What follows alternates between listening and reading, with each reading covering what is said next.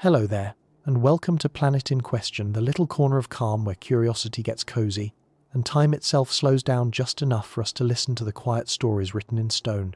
Tonight, we're going to drift backward, into an age that began not with a roar, but with silence.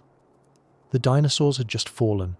The great thunder of their footsteps, the sweeping shadows of their wings, the rhythm that had ruled the Earth for over 100 million years, all of it stopped. And in that stillness, something else began. A quieter world. A smaller, softer, warmer one. This is the story of how mammals rose from the edges of survival to become the caretakers of the planet we know today.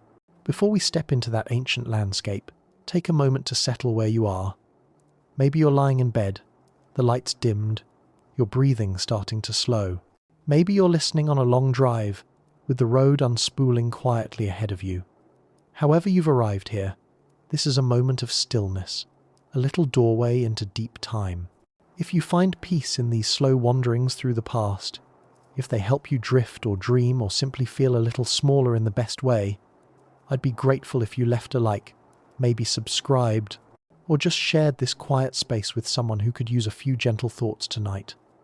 Now, let's ease our minds back 66 million years, give or take to the very end of the Cretaceous period. The Earth was still green then, still full of life, but something was about to change forever.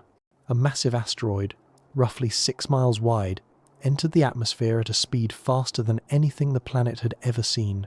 It struck near what is now the Yucatan Peninsula in Mexico, carving a crater over 90 miles wide. The explosion released energy equivalent to billions of nuclear bombs. Forests ignited, shockwaves rippled across continents, the oceans boiled at their surfaces, and within hours, a thick haze of ash and vapor began to wrap around the world. If you could stand anywhere on Earth in those first few days after impact, the world would seem unrecognizable. The sky would be dark, not the deep blue of twilight, but a heavy, opaque grey, choked with smoke and dust. The sun would vanish behind it. Rain would fall, thick and acidic, as particles from the vaporized crust mixed with the clouds. Temperatures plummeted. The lush jungles of the late Cretaceous froze. It was as if the Earth had suddenly turned off its light and curled in on itself. And yet, beneath the fallen branches and buried roots, life still moved. Tiny mammals, each no larger than your hand, scurried through the darkness. They had already been living in the shadows of the dinosaurs for tens of millions of years. Unnoticed and unremarkable small insect eaters, night wanderers, creatures of fur and warmth. When the giants fell, these small survivors remained. They waited. They endured. That moment, the quiet after catastrophe, was the true beginning of the age of mammals. Not a triumphant beginning, but a fragile one. The world was emptying. 3/4 of all species vanished. Entire forests disappeared. Even the oceans went still. But in the cracks of that emptiness, something new was taking shape. Because extinction, as cruel as it seems, is also opportunity. With the dinosaurs gone, the balance of the planet shifted. The air began to clear. Seeds long buried began to sprout again. Rivers found new courses. And in this reshaped world, mammals started to change too. Imagine standing on one of those early Paleocene mornings, once the sky had finally brightened again. The light would look different, softer, filtered through air still hazy with dust. The landscape would feel unfamiliar, scattered with fallen trunks and new shoots of fern. Instead of the thunder of dinosaurs, you might hear the faint scurry of feet in the undergrowth. A world of whispers instead of roars, the mammals of that.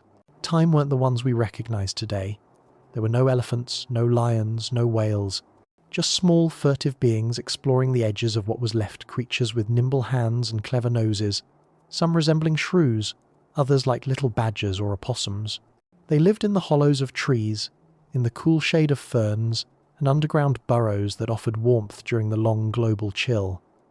But what made them special wasn't size or strength, it was adaptability. Mammals carried with them an internal furnace, warm-blooded hearts that allowed them to survive through cold and darkness. Their bodies were insulated with fur, their young nourished with milk. They didn't rely on the heat of the sun to live.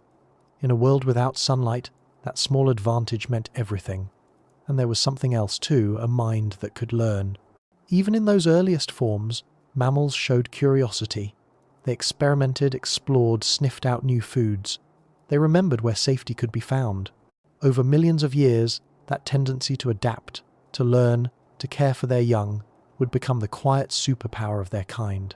We often imagine the fall of the dinosaurs as an ending, but maybe it was more of a long pause, a deep breath the Earth took before telling its next story.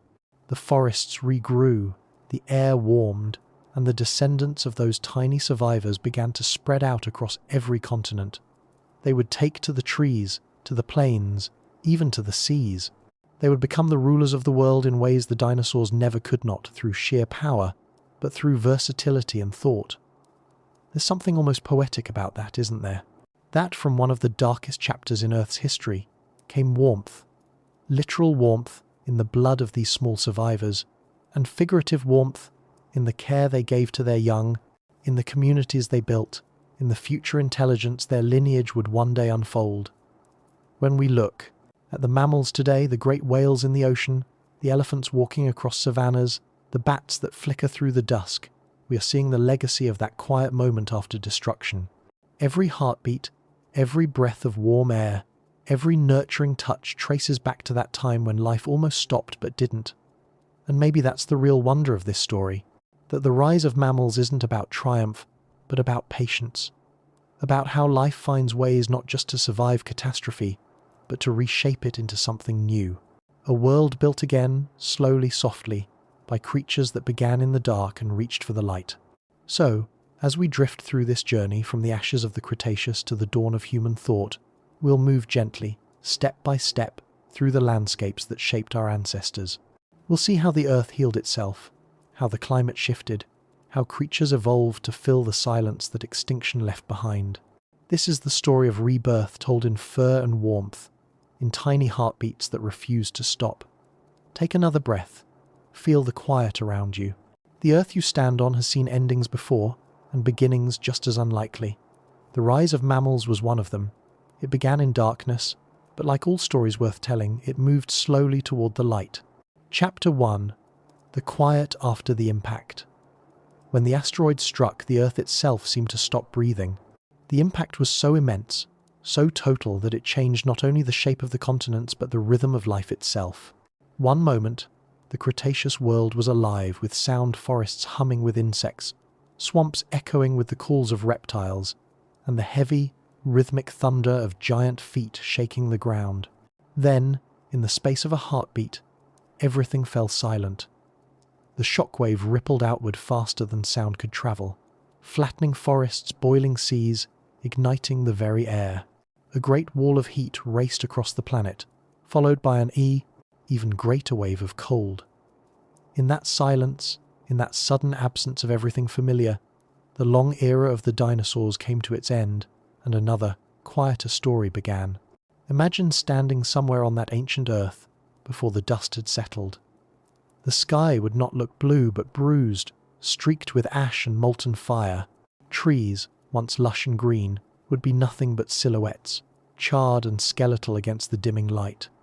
Ash would fall like snow, layer upon layer, blanketing the land in a strange grey hush. If you listened, there would be nothing but the soft hiss of settling dust. No birds, no insects, no chorus of frogs. The Earth had entered its long night.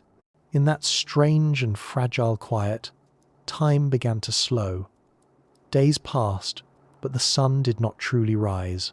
The upper atmosphere, choked with debris, turned the sunlight into a weak, cold glow that barely reached the ground. Photosynthesis faltered, plants withered. The food chains that had stretched through every forest, ocean and sky broke apart, one after another, like strings snapping in the dark. What had once been a thriving, colourful planet now seemed suspended between life and death. But deep underground, beneath the fallen forests and scorched plains, life persisted. Tiny burrows protected small warm bodies from the worst of the cold. Mammals, creatures that had lived quietly under the feet of dinosaurs for millions of years, were still breathing. They huddled in the dark, curled around their young, their hearts beating steadily through the silence. Their warmth was their secret, their quiet rebellion against extinction. These early mammals had never ruled the world. They were small, shrew-like creatures, some weighing less than a pound. They scavenged insects, seeds, and anything they could find. While the dinosaurs had ruled with size and strength, the mammals had mastered another art entirely: endurance. They could live off little, hide in crevices, and wait through the long darkness. They had no need for sunlight to regulate their warmth. Their bodies made their own heat, a trick the reptiles had never learned. In the long, cold aftermath of the impact, that single trait became the difference between survival and oblivion. Above them, the world kept burning and cooling in cycles. Wildfires swept across continents, then were followed by years of freezing shadow. The oceans, too, suffered. Acid rain from the impact clouds poisoned the surface waters, wiping out much of the plankton that fed marine life. The great sea reptiles, the mosasaurs and plesiosaurs, disappeared forever. Even the ammonites, which had survived multiple previous extinctions, finally vanished. The planet was shedding its old life, one layer at a time, and in doing so, it was making room for something new. Eventually, after years or perhaps decades, the dust began to thin. Sunlight returned, tentative at first, then growing stronger. The ice that had gathered in the shadows melted, feeding new rivers. The temperature rose. Slowly, almost imperceptibly, the world began to heal. But it was not the same world anymore.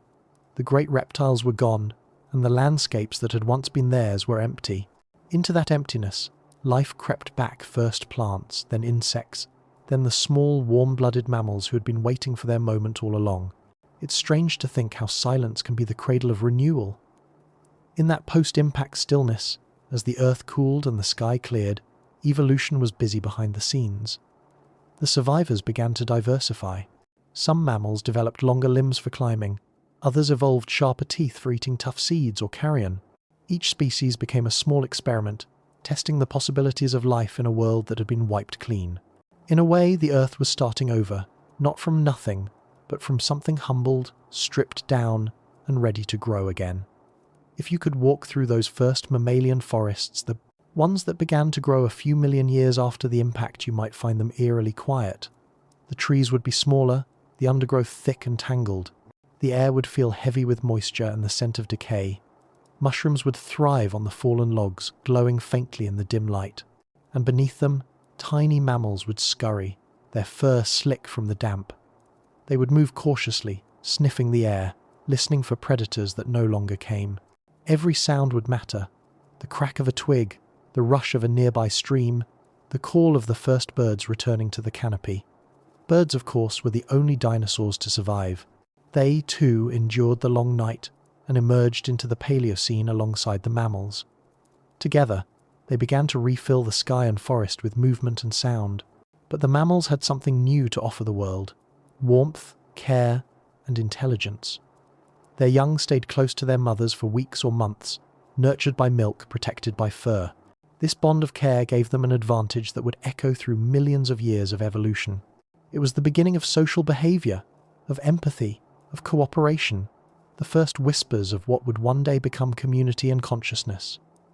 Every epoch of Earth's history has its own sound. The Jurassic had the deep rumble of footsteps and the hiss of swamps. The Cretaceous had the calls of flying reptiles and the thunder of storms over vast tropical forests. But the Paleocene, the dawn of the mammals, began in near silence. Then, slowly, softly, new sounds began to rise.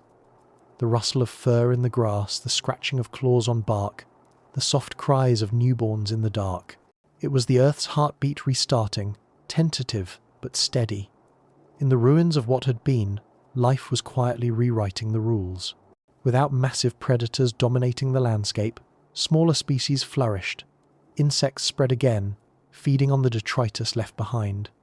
Reptiles returned in modest numbers, no longer the tyrants of the world but participants in its recovery. And mammals, those quiet, persistent little creatures, began to grow bolder. They climbed trees, explored open fields, and spread into niches that had once been closed to them. The silence that followed the impact became their classroom, and they learned quickly. There's something profoundly hopeful about that, isn't there? That out of disaster comes possibility. The asteroid that ended one age began another. The quiet that followed the explosion was not the quiet of death, but of renewal, a long, deep breath before the Earth began to speak again. And though it would take millions of years for the mammals to fully claim the world, their rise began in that moment of stillness, when everything else had fallen away. When you look up at the night sky now, every star you see has likely witnessed its own version of that story: destruction, silence, and renewal. It's a pattern written into the fabric of the universe. Stars explode and create new elements. Planets die and give rise to others. On Earth, too, life has followed this rhythm again and again, creation through catastrophe. The rise of mammals is just one chapter in that endless cycle, but it's a reminder that even when everything seems lost, life is rarely finished. It waits, quietly, in the dark, ready to begin again. And so, in that quiet after the impact, under the dim returning light of a sun half hidden by dust, the first mammals stretched, blinked, and began to move. Their world was broken, but it was theirs. From that silence would come the footsteps of elephants, the songs of whales, the laughter of humans. The age of mammals had begun not with thunder, but with a whisper. Chapter 2. A Planet in Shadow. For years after the impact, the Earth remained dim. The sunlight that once poured warmly over forests and seas was filtered now through a haze of ash, dust, and vaporized rock. The sky had lost its color, turning from blue to a dull metallic grey. Days and nights blurred into each other, and seasons lost their rhythm. It was as though the planet itself had been cast under a spell, a long, uneasy twilight where time slowed and life learned to move in whispers. This was not the total darkness of night, nor the glowing brightness of day, but something in between. A pale, washed-out light filtered through the clouds, cool and directionless. It made the world feel smaller, closer. The air was thick, heavy with the scent of sulphur and the dust of shattered continents. Rain fell often, not the gentle kind that nourishes, but acidic, corroding what it touched. Rivers ran cloudy, the oceans turned sour. What had once been the green, thriving skin of the planet was now cloaked in shadow and silence. The scientists who study this period call it an impact winter, and that phrase feels just right. A winter not born of the poles or the tilt of the Earth, but of its grief. Global temperatures plummeted. The warmth that had fed the forests and kept the seas alive vanished. Cold air swept across continents. Plants that had basked in the sun's steady energy began to wither. Even the hardiest ferns curled inward, their fronds brittle and pale. The vast forests that had been home to dinosaurs collapsed, leaving open ground strewn with ash and fallen trunks. In this frozen gloom, the great reptiles that had ruled the world could not adapt. They had been built for sunlight, for abundance. Their enormous bodies demanded warmth and food in quantities the shadowed world could no longer give. Even the smaller species, the raptors, the scavengers, found themselves starving. The food chains unravelled from the top down, and what had once been an empire of scale and strength ended, quietly, in hunger. But life did not end. It rarely does. Beneath the ash, beneath the broken canopy of trees, small creatures continued their slow, patient work of survival. Mammals, birds, insects, the overlooked ones began to claim the stillness. They were not powerful, but they were persistent. In the underbrush, they gnawed seeds and roots. In burrows, they huddled together, their tiny bodies sharing warmth. Each breath they took was an act of defiance, a small continuation of the world's story when everything else seemed paused. If you could have walked through those ghostly landscapes, you would have seen a planet trying to remember how to live. The ground would still smoke in places, fissures glowing faintly from underground fires that had yet to cool. The trees, blackened but upright, would have looked like pillars in a ruined temple. The wind would whisper through them, carrying fine grey ash that never seemed to settle. Every step would sink slightly, soft as walking through snow. The light dim, cold, constant would cast no shadows, and yet, hidden beneath all that devastation, the engines of recovery were beginning to turn. Even in the weakest sunlight, some plants adapted. Mosses, lichens, and ferns, pioneers of desolation, began to take hold on the cooling surfaces of rock and soil. They were small, yes, but they were everywhere. They crept across the ground like a slow green tide. With them came insects, beetles, ants, and other tiny scavengers, feeding on decay and returning nutrients to the earth. And where the insects went, the mammals followed. For mammals, this was a strange kind of opportunity. The shadowed earth was harsh, but it was also newly open. The massive dinosaurs were gone, leaving behind spaces unclaimed burrows, trees, and plains. The small, warm-blooded survivors began to spread into these empty niches. Some became climbers, darting up the regrowing trunks in search of insects or seeds. Others became diggers, burrowing deep into the still cool ground where the temperature stayed steady. Evolution, ever restless, began its quiet experiments again. What defined mammals in this new world was not speed or size, but endurance. They could regulate their own warmth even when the air froze. They could feed on what little remained. They could care for their young in safety, giving them the time to grow in a world that no longer had the luxury of abundance. If the age of dinosaurs had been an age of spectacle, the age of mammals began as one of patience, the slow, steady persistence of small lives rebuilding the planet from the ground up. The planet itself was changing shape too. Tectonic plates still drifted, continents still moved, even under the veil of dust. Volcanic eruptions, triggered by the same impact that had ended the dinosaurs, continued for centuries in waves. Each eruption poured gases into the air, thickening the haze, but also releasing carbon dioxide that would, in time, warm the planet again. The Earth's systems, always self-correcting, began their long recovery. It would take millions of years for balance to return, but even in that first cold age, the seeds of renewal had been planted. In the oceans, life clung to the shallows. With plankton nearly gone, the vast marine ecosystems shrank to pockets of resilience, coral fragments, algae blooms, bacteria that thrived on chemical energy rather than sunlight. These humble organisms became the new foundation. From their slow multiplication came the first glimmers of green returning to the seas. Fish populations that had collapsed began to rebuild, feeding on the microscopic life that reappeared. The oceans too were learning to breathe again. The air remained strange. Each breath carried traces of soot and sulfur. Thunderstorms were frequent, lightning splitting the grey sky into fleeting silver veins. Yet with each storm, the atmosphere cleared a little more. The rain washed dust from the air, carrying minerals back to the soil. The cycle of renewal, fragile but persistent, resumed its rhythm, and through it all, the mammals endured. In their tiny bodies, the blueprint for the next great, the chapter of life was already forming.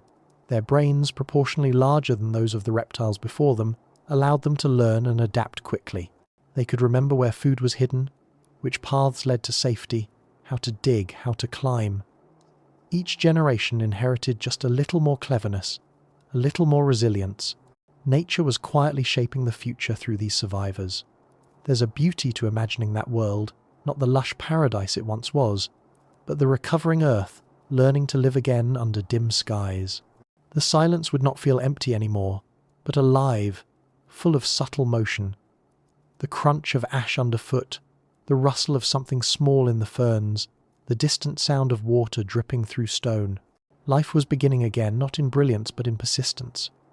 The mammals did not know, of course, that they were the beginning of something vast. To them, survival was enough. They found safety in darkness, food in decay, warmth in one another.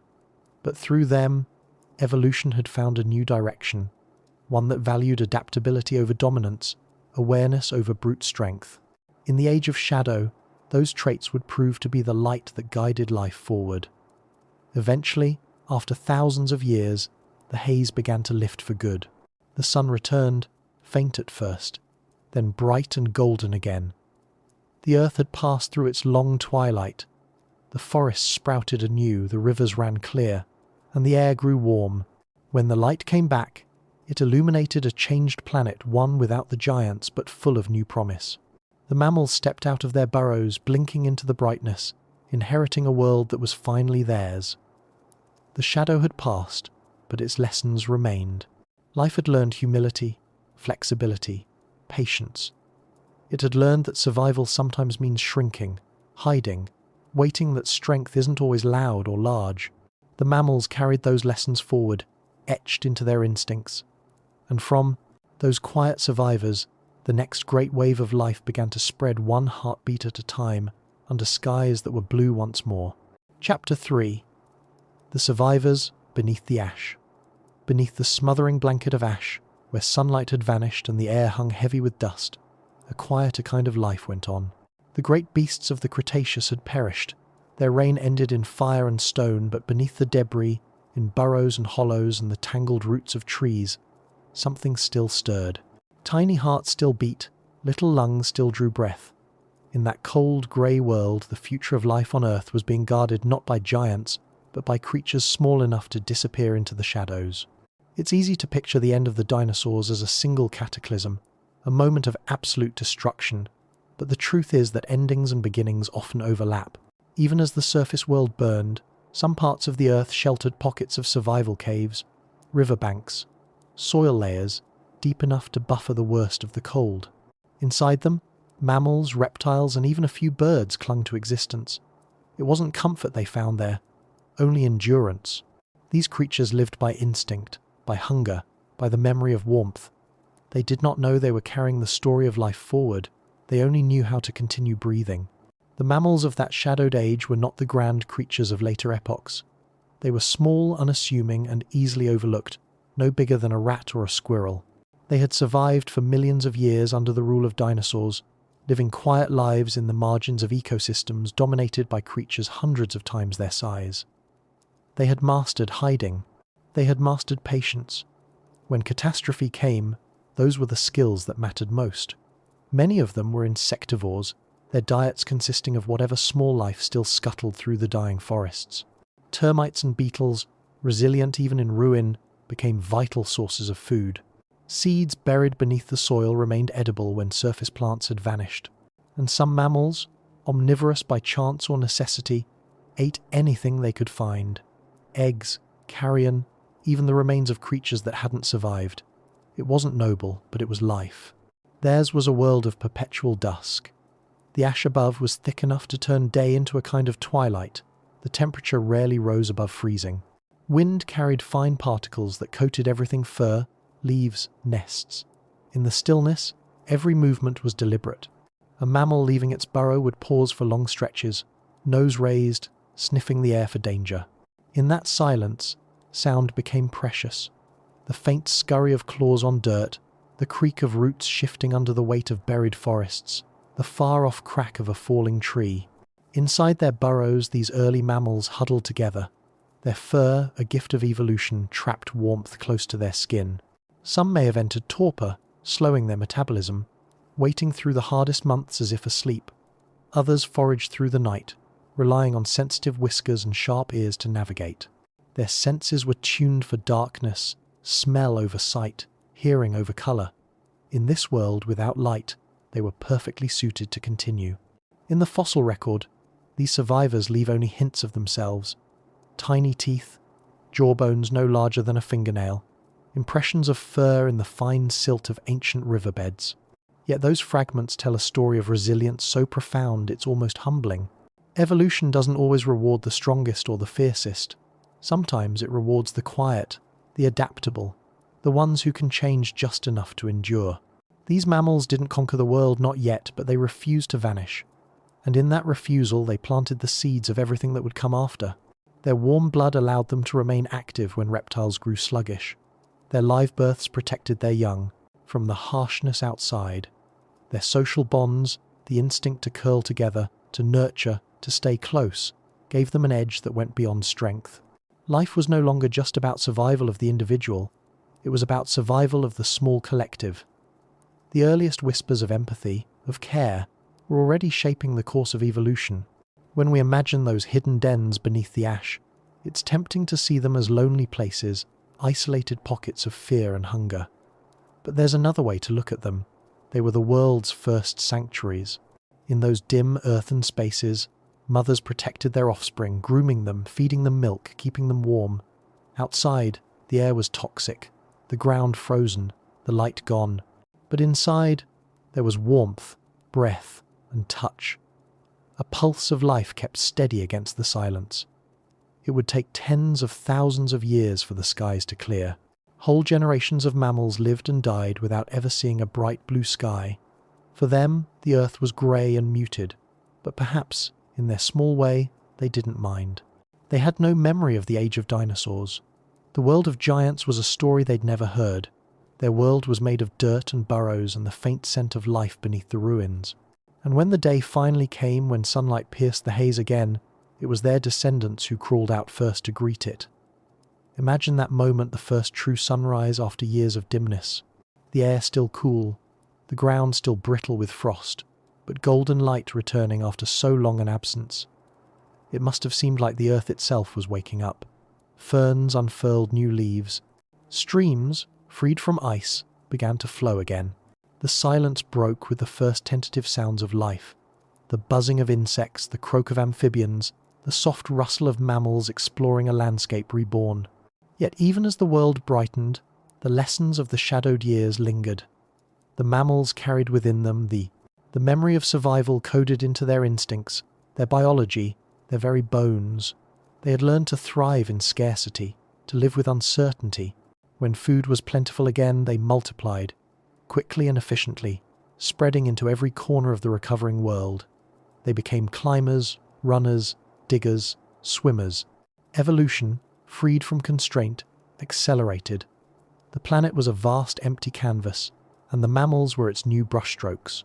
The fossil record shows an explosion of diversity after the extinction event. In a geological blink, new species appeared. Tiny primates swinging through the trees, early hoofed mammals grazing in the new grasslands, predators with sharp teeth and quick minds learning to hunt in packs. The age of mammals had begun not with noise or grandeur, but with quiet persistence. Out of the ash came warmth. Out of devastation came thought. And though we like to imagine that this was a triumphant rise, it was more a gradual blooming, gentle, steady, unstoppable. Evolution does not rush, it unfolds. For millions of years, mammals remained modest, rarely exceeding the size of a fox. But their adaptability, their curiosity, their internal fire ensured that when the world offered space to grow, they would take it. The earth had chosen its new architects, and they were the small ones, the quiet ones, the ones who had waited beneath the ash. Sometimes, when we look at modern mammals, the whales that sing across oceans, the elephants that mourn their dead, the humans who gaze at the stars, it's worth remembering where all of it began. It began in darkness, in burrows of warmth under cold ground. It began with tiny creatures huddling together while the world above them froze. From that tenderness, that stubborn will to survive, the entire mammalian story unfolded. Every heartbeat today carries a faint echo of that ancient resilience, the will to keep going, even when the sky has fallen. The survivors beneath the ash didn't just inherit the earth, they rebuilt it. Their story reminds us that the beginnings of greatness are often invisible, that the next age often starts in silence, in the smallest flicker of persistence where no one is looking. In the hush of catastrophe, they kept the planet's pulse alive, and in doing so, they became the ancestors of all that would come next. Chapter 4: A World Without Giants. When the last of the great dinosaurs faded from the earth, the silence that followed was almost unsettling. For over 100 million years, their presence had been the pulse of the planet, the rhythmic thunder of footsteps shaking the ground, the long shadows of wings gliding across sunlight, the deep, resonant calls that echoed through primeval forests. And now, nothing. No roars, no towering silhouettes moving across the horizon, just the whisper of wind through ferns, the soft trickle of newly freed rivers, and the cautious stirrings of small creatures venturing into the open for the first time. It was a world without giants, a planet that had lost its familiar music and was quietly learning a new one. The earth itself seemed to be holding its breath. The skies, once filled with pterosaurs and birds the size of small planes, were mostly empty. The forests, stripped bare by fire and cold, were beginning to grow again, but differently now, low, tangled, cautious. The climate, after years of darkness, was warming slowly, and the sunlight returned in soft, filtered gold. Each dawn felt like a fragile promise. The ecosystems that had once thrived on abundance were now built on scarcity, on the delicate balance between survival and recovery. And into this quiet, uncertain world stepped the mammals. They had been here all along, hiding beneath roots and shadows, but now, with the departure of the giants, they found themselves alone in a landscape that no longer trembled under heavy feet. The vast open spaces, once dangerous, were now theirs to explore. The trees, once Towering homes to reptiles became shelters. The rivers and coastlines, newly reshaped by rising waters, became highways of possibility. But this new world was not yet safe. It was wild in a different way, unstable, shifting, unpredictable. The weather still swung between extremes. Volcanic eruptions darkened the skies from time to time, and earthquakes continued to ripple through the continents as if the Earth itself was still adjusting to its loss. But compared to the chaos of the immediate aftermath, there was peace in this rebuilding. The air smelled cleaner. The soil was rich with minerals from the ash. It was a world made fertile by destruction. Life, ever opportunistic, wasted no time in reclaiming what had been lost. The forests grew thicker, but with new species. Instead of giant cycads and towering conifers, flowering plants' angiosperms began to dominate. Their colours, once hidden beneath the feet of dinosaurs, spread across the recovering land like quiet celebration. Insects followed, drawn by scent and colour, and in turn became food for the small mammals that darted through the underbrush. Everything was smaller now, more intricate, more intimate. If you could walk through one of those early Paleocene forests, you would find a strange stillness, not barren but modest. The trees would stand close together, their leaves broad and waxy, dripping with dew. Vines would coil up their trunks, reaching for light that filtered through in soft rays. The ground would be carpeted with ferns and fallen branches, the soil warm and alive with burrowing insects. And somewhere beneath those layers of green, a rustle, the quick, nervous scurry of something small and warm-blooded moving through the leaf litter. The mammals that emerged into this new world were explorers in the truest sense. They were cautious but curious, drawn to the open spaces the dinosaurs had left behind. Some stayed close to the ground, foraging for seeds and insects. Others climbed, testing the new forests, their claws gripping bark that still smelled faintly of smoke. Over generations, their bodies began to change. Limbs grew stronger, tails lengthened for balance. Their senses sharpened, eyes adapted to see in dim light, and ears became finely tuned to the smallest sounds, the hum of insects, the rustle of leaves, the heartbeat of the forest itself. It was not a time of domination, but of quiet experimentation. Evolution began to play again, sculpting new forms from old templates. Mammals split into branches that would one day lead to familiar faces. The ancestors of primates, the early cousins of horses and elephants, the first glimmers of predators that would one day prowl the plains. But for now, they remained humble creatures of the underbrush, of twilight, of survival. Their world was fragile, and they moved through it with care. In a way, the disappearance of the giants had made space for imagination, not ours but nature's. Without enormous bodies monopolizing the land, new possibilities unfolded. The planet became a laboratory of diversity. Some mammals grew gliding membranes between their limbs, taking tentative leaps from tree to tree. Others elongated their snouts to reach hidden food or sharpened their teeth for new diets. The mammals were learning the landscape all over again, each adaptation a quiet note in Earth's song of recovery. Even the air felt different now. The atmosphere, once heavy with carbon dioxide, began to settle into a balance closer to what we know today. The returning forests breathed oxygen into the world. Rain fell clean, feeding rivers that glittered through the valleys. And in the evenings, as the sun sank through layers of mist, the horizon would glow in colours not seen since before the impact. Soft oranges and rose gold fading into deep velvety blue. The earth, scarred but alive, was painting itself anew. And somewhere in that tranquil landscape, under the gentle rhythm of rain, the first true mammals thrived. Their small lives may have seemed insignificant, but the story they carried forward was immense. They represented continuity, a bridge between the ancient reptilian past and the warm, thinking, feeling future. In them, the spark of endurance that had carried life through every extinction still burned quietly, waiting for its moment to flare into brilliance. A world without giants was not empty.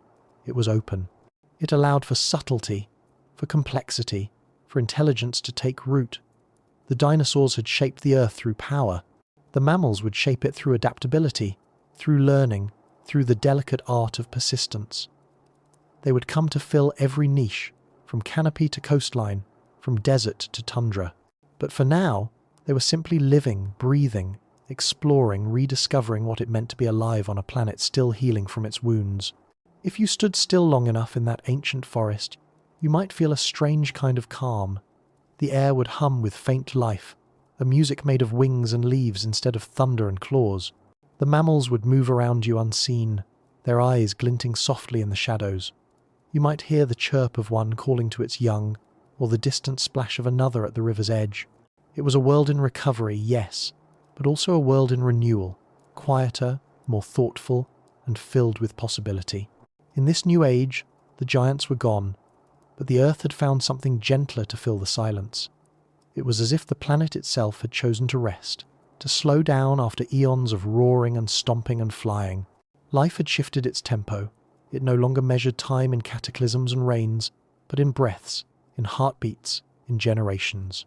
And in that slower rhythm, the foundation for everything that would follow the great mammals, the rise of intelligence, the age of humanity was quietly being laid. The giants had ruled through dominance, but their successors, they would inherit through subtlety. The mammals did not need to be vast to be powerful. They carried their strength inside in their warmth, their care, their cleverness. The world had been humbled, and so had life. And in that humility, in that gentle rebuilding, evolution found its new path forward. So the forests grew, the rivers flowed. The small creatures scurried, climbed, and dreamed in their way of whatever came next. The age of giants had ended, but the age of life softer, smaller, endlessly inventive, had only just begun. Chapter 5. The Rebuilding Earth. The Earth, after its long night of fire and silence, began to rebuild itself in slow motion. It did not happen all at once, nor with any grand announcement. There were no new cataclysms, no sudden bursts of creation. It began quietly, a root taking hold in the soot of a fallen forest, a trickle of water cutting a new path through layers of ash, a patch of green emerging where once there had been grey. The planet was learning to breathe again, and with each breath it whispered the same message. Life is patient. In those early Paleocene years, the world was still fragile, but the air had softened. The endless haze that once dimmed, the sun was thinning, and the light returned to the surface, weak at first, then steady and golden. The warmth coaxed the land awake. Temperatures rose, and rain fell often, carrying nutrients from the ash-rich soil into streams and valleys. The earth was, quite literally, feeding itself with its own remains. The continent still bore the scars of the impact craters, cracked coastlines, mountains shaped by shock waves. Yet from those scars, new landscapes began to grow. The forests were the first to recover. They came back differently this time, thinner but more diverse.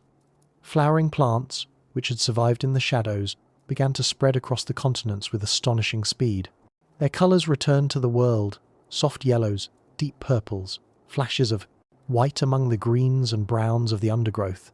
They attracted insects, which in turn pollinated more plants, restarting the cycles of abundance. Each petal, each leaf, each tiny wingbeat was an act of renewal, a quiet defiance against extinction. The ferns, the mosses, the hardy shrubs all grew thick in the places where fire had once raged. The forests of this new age were cooler, gentler, more shaded, and beneath their canopy, small mammals darted and climbed and burrowed, claiming their place among the roots and branches. For millions of years they had lived as background figures in the grand performance of dinosaurs. Now, in the aftermath of silence, they were becoming the main characters in a quieter, more intricate play. The rivers, too, began to change. When the asteroid struck, entire networks of waterways had been obliterated, redirected by landslides and tectonic shifts. But water is patient too. It always finds its way. Over centuries it carved new paths through the reshaped terrain, creating lakes and deltas that glimmered in the returning sunlight. Along their edges, reeds and flowering plants took root. Fish returned, feeding on the microscopic life that had repopulated the shallows. Frogs croaked again in the twilight, their voices echoing across the still world like ancient songs. Insects thrived, buzzing through the air in the millions. They became the new heartbeat of the earth, the hum of persistence. Butterflies and bees danced between blossoms, while beetles and ants busied themselves in the soil, recycling what was dead into what could live again. The air was alive with the sounds of work, the building of nests, the movement of wings, the steady pulse of renewal. And as always, the mammals followed. The mammals were the wanderers of this rebuilding world. Some stayed small, keeping close to the ground, living among the ferns and fallen logs. Others began to grow larger, experimenting with new forms, new diets, new behaviors. Some took to the trees, developing hands and tails that could grip branches. Others waded into the shallows, their limbs adapting for swimming. The diversity that had been suppressed during the long dominance of the dinosaurs now blossomed in every direction. Nature, freed from old boundaries, began to imagine again. Even the climate itself seemed to participate in this rebirth. With the return of plants and forests, carbon dioxide levels stabilized. The atmosphere grew warmer and wetter, creating stable weather patterns that encouraged growth. Rain fell often but gently, and the temperature remained mild across most of the planet. It was, in many ways, an ideal Earth, fertile, balanced, abundant. For the first time in millions of years, the planet was calm. But it wasn't only the surface that was transforming. Deep within the oceans, life was undergoing its own resurgence. The plankton, nearly wiped out by the impact's aftermath, began to bloom again. Their microscopic bodies multiplied in the sunlit waters, forming the base of new marine ecosystems. Tiny crustaceans fed on them, then small fish, then larger predators. Coral reefs began to recover, building their intricate structures from calcium and time. The seafloor became alive once more with movement, from worms wriggling through the sediment to early mammals testing their limits near the shores. The Earth was not just healing, it was reinventing itself. Each ecosystem that re-emerged was slightly different from what had come before. Every forest, every reef, every meadow held a new composition of species, shaped by the lessons of survival. Those who had endured the long night, the small, the adaptable, the unassuming, now formed the foundation of the future. Evolution, ever creative, began to build upward from their resilience. In this new age, dominance was no longer measured by size or strength, but by flexibility. The mammals, with their ability to regulate body temperature, to nurture their young, to learn and remember, embodied this new kind of power. Their world was one of constant experimentation, a slow testing of boundaries. Each species that appeared was a question posed by nature. Can this form thrive? Can this behavior endure? Some answers were lost, others took root, and with each passing epoch, the planet's tapestry grew richer. To imagine this world is to picture a kind of calm, unlike any we know today.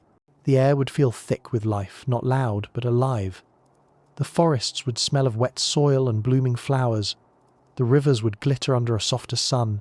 Herds of small herbivores would move through the ferns, leaving faint trails behind them. Early predators, no larger than foxes, would stalk through the shadows, cautious yet curious. It was a world still learning itself, still stretching into its new shape. There's a certain beauty in thinking of the Earth this way, not as a place of sudden miracles, but as a patient craftsman. The planet doesn't rush to heal. It rebuilds with care, layer by layer, season by season. It takes what remains, the ash, the broken stones, the fossils of what came before, and folds them gently into something new. Every root that grows, every species that adapts, is a thread in a tapestry billions of years in the making. When we think about the rise of mammals, it's easy to picture it as a triumph, a climb to dominance. But really, it was a continuation life picking up where it left off, adjusting to the new conditions, learning to fill the silence. The mammals didn't conquer the Earth. They inherited it, quietly, responsibly, as caretakers of a wounded world. And in doing so, they became the bridge between what had been and what was yet to come. By the time the Paleocene gave way to the Eocene, the world was almost unrecognizable compared to the charred planet that had followed the impact. Forests blanketed continents from pole to pole. Oceans teemed with life. The air was thick, with birdsong. And among it all, the mammals continued to thrive, no longer hiding, but belonging. The rebuilding was complete, and the Earth, reborn from its own ashes, was ready to dream again. Perhaps that's the quiet lesson of this age, that life doesn't need perfection to flourish. It only needs time, patience, and the will to begin again. The Earth had been broken but not defeated. It had been silenced but not emptied. In the end, it was the persistence of the smallest things, roots, seeds, tiny hearts beating in the dark, that remade the world. and as the light of each new dawn shimmered over the restored forests and rivers, the earth seemed to whisper to itself, "I am still here. I am still alive." Chapter 6. The Age of Adaptation. The age of mammals did not begin with a roar or a charge.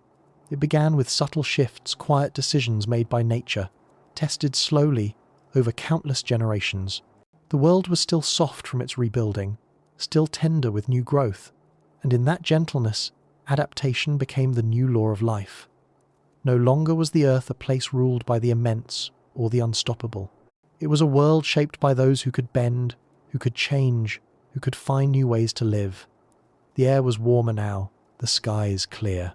Forests stretched across vast territories, filling valleys and mountainsides. Rivers braided their way through green canopies, and wetlands shimmered beneath the sun. It was a tranquil earth, still scarred beneath its surface, but bursting with possibility. The mammals, once confined to the shadows, began to explore every corner of it. The first age of their rule was not an age of conquest, but of curiosity, a long, patient experiment with form and function. Each species became a small improvisation, a note in evolution's endless melody. Some mammals returned to the trees, using their nimble limbs to reach fruit and insects that dangled in the safety of the canopy. Their bodies grew lighter, their fingers longer, their tails prehensile for balance. Others stayed on the ground, feeding on roots and seeds, their teeth adapting to crush and grind. Some grew sleek and fast, learning to run across open plains, while others learned to dig, carving out homes in the earth. It was as if life, freed from fear, began to sketch possibilities again. In the forests, primate-like creatures appeared, small, wide-eyed mammals with grasping hands and forward-facing vision. They leapt from branch to branch, testing the air, their intelligence budding in quiet increments. In the open meadows, herbivorous mammals grazed in small groups, their senses attuned to every sound and shadow. Early predators watched them, their movements cautious, their eyes sharp. There was balance again, a delicate web of predator and prey, creation and destruction, woven in the rhythm of survival. If the age of dinosaurs had been about dominance, this new age was about diversity. Every environment gave birth to its own experiments. In the north, where cold still lingered, mammals grew thick coats of fur and stored fat beneath their skin to endure long winters. In the tropics, where the air was heavy and warm, others shed excess heat through large ears and light frames. Evolution sculpted them to fit their homes perfectly, as though the earth itself were tailoring its children to suit each landscape. And unlike the reptiles that had once ruled, the mammals did not all look the same. There were no single winning designs, no dominant forms. Instead, nature branched and branched again, creating endless variations. From one ancestor could come 10, each testing a different path. Most of these paths would vanish in time, dead ends, forgotten experiments, but some would endure, refined by the steady pressure of adaptation. It's strange to imagine such change taking place not in a laboratory, not under human eyes, but in the slow heartbeat of deep time.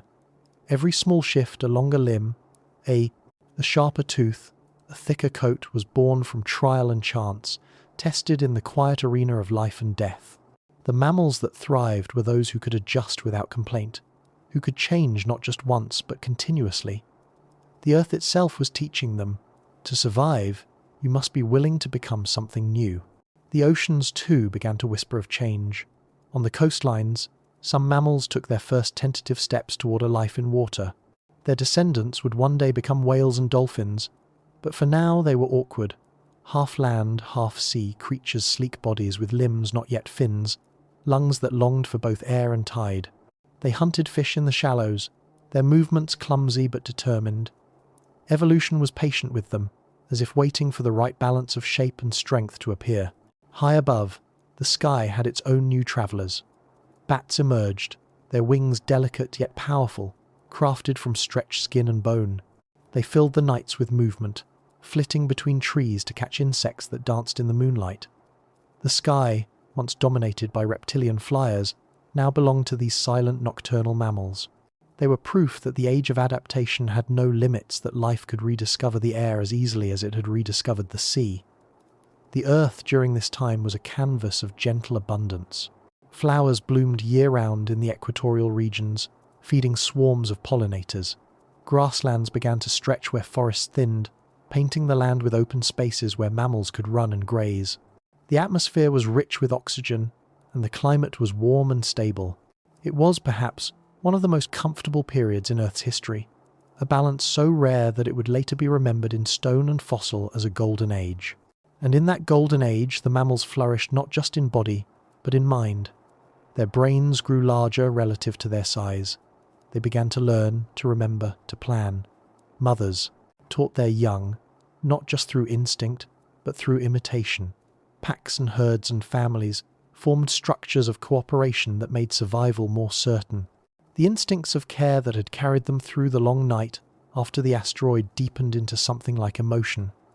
There was affection now, recognition, grief. Life had become aware of itself in new, subtle ways. It is humbling to think that all of this unfolded over millions of years, while the planet continued its slow drift through space. Continents shifted, mountains rose and eroded, volcanoes breathed fire and fell silent again, and through it all, the mammals adapted. To them, each change must have felt eternal, yet in the language of the Earth, it was a blink, a pulse. Adaptation is the planet's conversation with time, a dialogue between what is and what could be. Every creature alive today carries traces of that conversation. The flexibility in a primate's hand, the warmth in a whale's blood, the endurance in a wolf's run, all of it was shaped here, in this era, when life learned to bend without breaking. The Earth was no longer dominated by power, but by resilience, by the quiet genius of adjustment. If you were to stand in one of those forests now, you might not recognize it as ancient. It would feel strangely familiar. The shapes of leaves, the songs of birds, even the scent of soil, they would remind you of the world you know. The mammals moving through the undergrowth would seem almost modern. Small deer, early monkeys, sleek predators watching from the shade. You might forget for a moment that this was the distant past. You might even feel at home, because in many ways, this was the moment when the Earth began to resemble the one we inherited. The same systems that cradle us now, the cycles of rain, the balance of warmth and cold, the rhythm of life and death all found their footing here. This was the Earth learning balance again, finding harmony after chaos. It was the planet at peace, with its own fragility. The age of adaptation wasn't a story of competition, but of coexistence. It taught life that survival isn't about defeating others, but about fitting together predator and prey. Plant and pollinator, hunter and hunted, every being depended on another. Every life supported a chain of others. It was a quiet masterpiece of balance, woven through patience and trial. And so, the mammals continued to spread not because they conquered, but because they belonged. Their strength was not in domination, but in their ability to change, to listen to the Earth's subtle cues and respond. From the shadows of extinction, they had risen into the light of renewal. The world was theirs now not to rule, but to keep alive. Chapter 7. The Rise of the Brain. The age of adaptation had shaped bodies, limbs, teeth, fur, and claws. But now, something subtler began to change. Deep inside the skulls of those early mammals, a quiet revolution was taking place. It didn't happen in a single generation or even in 1,000. It happened molecule by molecule, over millions of years, as evolution began to favor not just strength or speed, but something far more flexible. Thought. This was the dawn of the mind, the rise of the brain as the most powerful force life had yet created. It started small, as most profound things do. The earliest mammals had brains little larger than a walnut, yet even then, something remarkable was stirring. They could remember where food was buried. They could recognize danger not by instinct alone, but through learning. They began to associate patterns, sounds with outcomes, paths with safety, seasons with abundance. In those small acts of memory, the world gained its first glimmers of awareness. The landscape around them was lush, alive, and unpredictable. Forests stretched endlessly, filled with sound and motion. Insects buzzed through beams of sunlight. New predators prowled through. The shadows. To survive here required more than claws or teeth, it required anticipation. The mammals that could learn from their mistakes, that could sense patterns and plan ahead, were the ones who thrived. Their brains began to reward curiosity. Every new discovery, a hidden food source, a clever hiding place, A safer path meant another step toward survival. Intelligence, once a luxury, became a necessity. Imagine a small mammal navigating one of those Paleocene forests. The canopy is thick above, but streaks of sunlight filter through, painting the ground in shifting gold and green. The air hums with life. Every sound could be friend or foe. The creature pauses, its ears twitching, nose raised. It remembers the rustle it heard yesterday in that same thicket had been followed by danger. It takes another route, weaving silently between roots, trusting its memory. That simple act choice based on experience is the spark of mind. As the millennia unfolded, brains grew larger relative to body size. The folds and grooves of the neocortex began to deepen, expanding the capacity for thought. Mammals became more perceptive, more aware, more emotionally complex. They began to interact with one another in new ways through gestures, calls, touches. Mothers no longer protected their young purely out of instinct. There was something deeper now, a kind of connection that transcended survival. The bond between parent and offspring became emotional, not just biological. That bond was the foundation upon which empathy, and eventually, consciousness would be built. Intelligence is not a single trait. It is a mosaic of abilities, to remember, to imagine, to plan, to communicate. The mammals of this era were experimenting with all of them, though not deliberately. Some species evolved better spatial awareness, remembering where fruit ripened or where predators hunted. Others developed complex calls, sounds that carried warning or comfort. Even the act of play chasing, wrestling, exploring for no immediate reason became an advantage. It honed reflexes, built social bonds, and encouraged flexibility of thought. Nature, without knowing it, was rehearsing for awareness, and with awareness came emotion. The ability to feel was more than just reaction, it was information. Fear taught creatures to avoid danger. Affection taught them to care for their young. Curiosity led them to explore. Pleasure rewarded success. Pain discouraged failure. The world was no longer a simple exchange of action and consequence. It was an interior experience. For the first time, life was not only living, it was feeling itself live. The earth during this period was a cradle for complexity. The air was warm, the forests rich, the oceans abundant. It was an age of equilibrium, a kind of planetary peace that allowed the brain to flourish. When survival is not an immediate struggle, curiosity can bloom. And so, mammals began to experiment not just with form, but with behavior. Predators learned patience, stalking their prey through anticipation rather than chase. Herbivores learned to cooperate, gathering in herds to watch for danger. The rhythms of life became more nuanced, more layered, as thought took root across the animal kingdom. Even the senses themselves evolved to serve the growing mind. Eyes adapted for color and depth, helping mammals read their environment more richly. Ears became attuned to subtle changes in pitch and rhythm, precursors to communication and, much later, language. Smell, always the primal sense, grew more sophisticated, linking memory and emotion together in a single system. A creature could remember its mate by scent, or recall danger by the smell of decay. The world was becoming not just seen, but interpreted. There is something poetic in imagining those early minds waking up. It was not a sudden dawning of intelligence, no instant leap from instinct to reflection. It was gradual, gentle, the way dawn touches the horizon before the sun fully rises. The mammals of this age were not philosophers, but the foundation for philosophy. They dreamed, perhaps in a way simple patterns of memory, flashes of image and feeling. The first dreams of the world may have belonged not to humans, but to them creatures lying curled in burrows or nests, their minds flickering with images of forests and stars. And as intelligence deepened, so too did the structure of society. Packs, families, colonies. These were no longer just gatherings for safety, but for communication. Cooperation became a strategy. Some hunted together, others shared food or raised young collectively.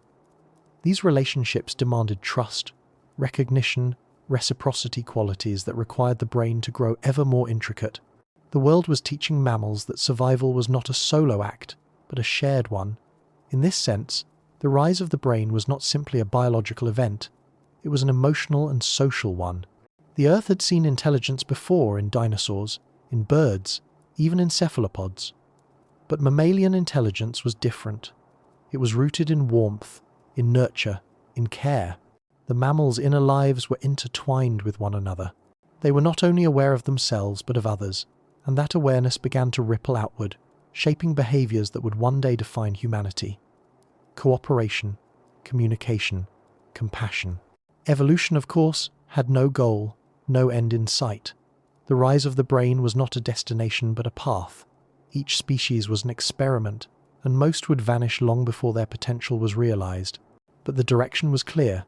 The Earth was moving toward consciousness, toward self-awareness, step by slow step. The mammals were learning not only to survive their environment, but to shape it, to seek comfort, to plan for the future, to remember the past. Time itself was beginning to matter, and in that slow unfolding, the planet began to feel more awake. The forests were alive with decision and intention. The oceans hummed with communication. On land, in trees, beneath soil, in the sea, everywhere, the quiet hum of thought began to spread. It was not yet speech, not yet reason, but it was the prelude to both. The Earth, once ruled by instinct, was now guided by imagination. If you could listen closely to that age, really listen, you might hear the beginnings of a new kind of music, the sound of minds meeting the world, interpreting it, learning from it. A mother's call to her young, the coordinated movements of hunters, the cautious curiosity of creatures investigating their own reflections in still water. These were the faint echoes of what would one day become memory, language, culture.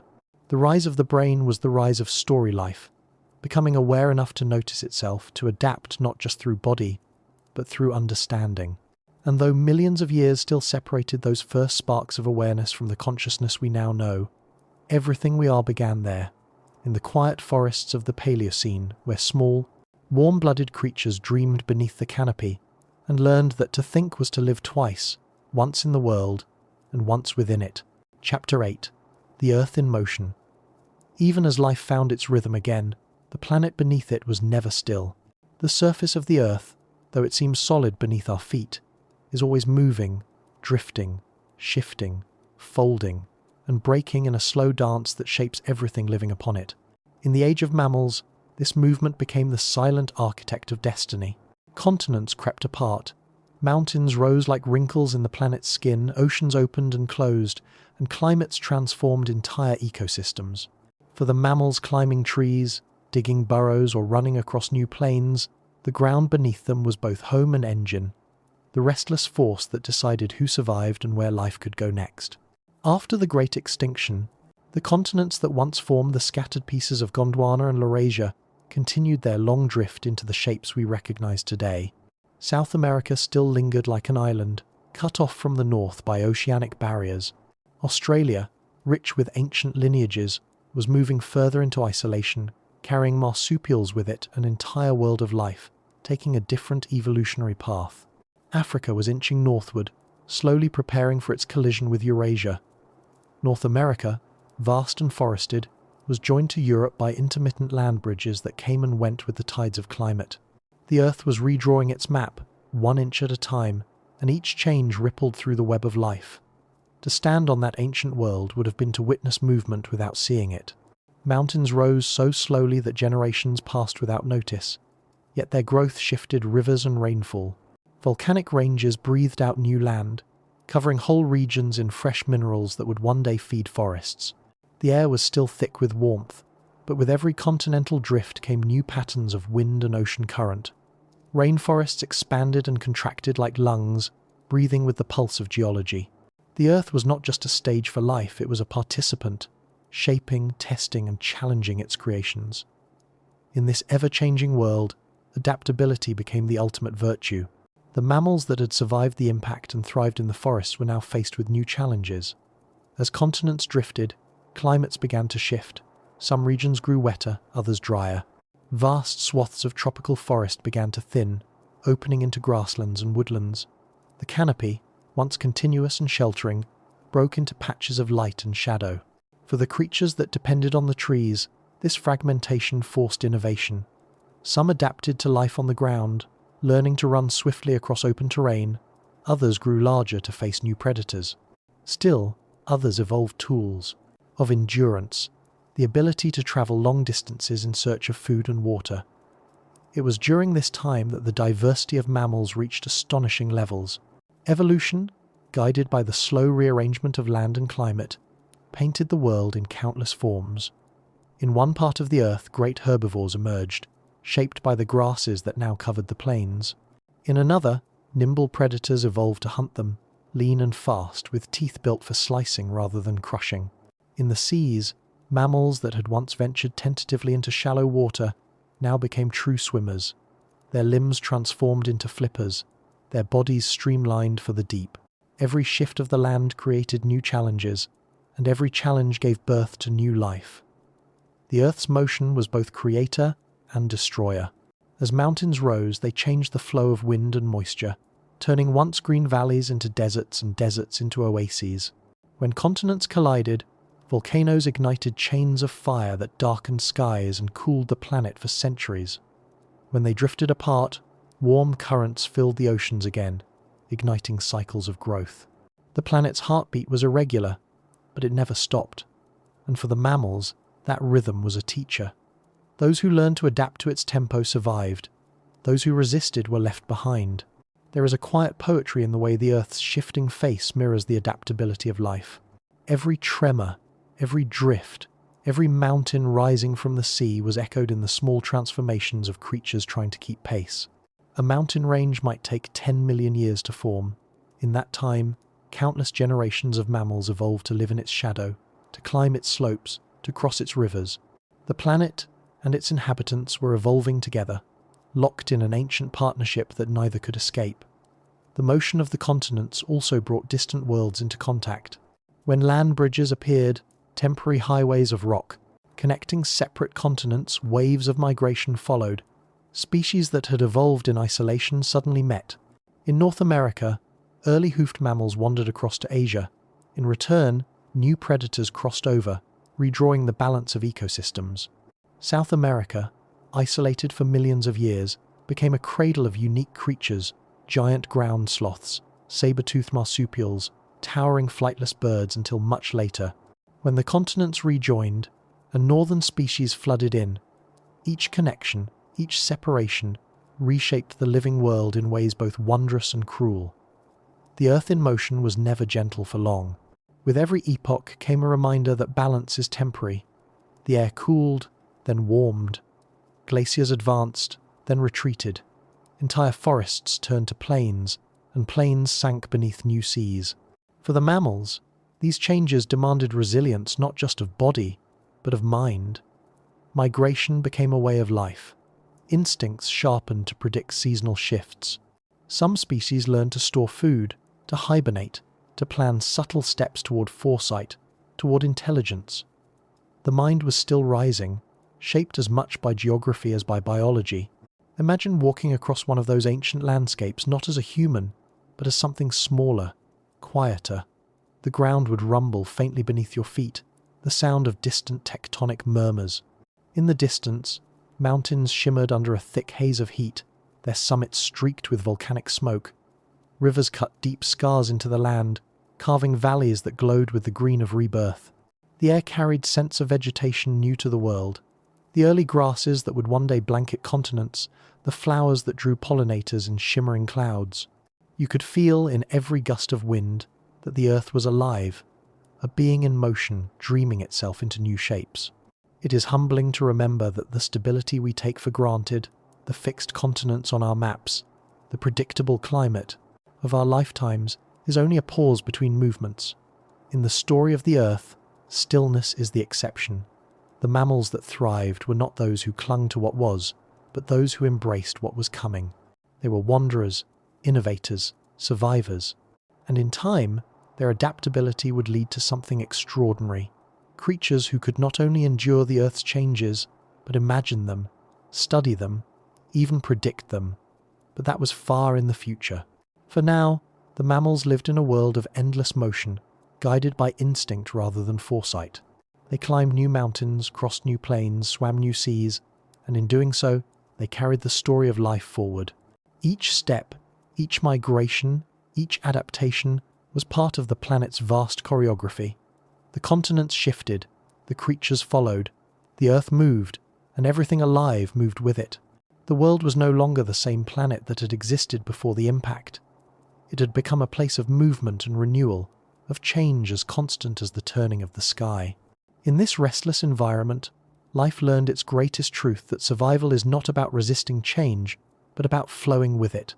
And so, beneath skies that glittered with familiar stars above an unfamiliar land, the mammals continued their journey across the trembling face of a living world, following the earth wherever it chose to go. Chapter 9. Giants return, but they're different now.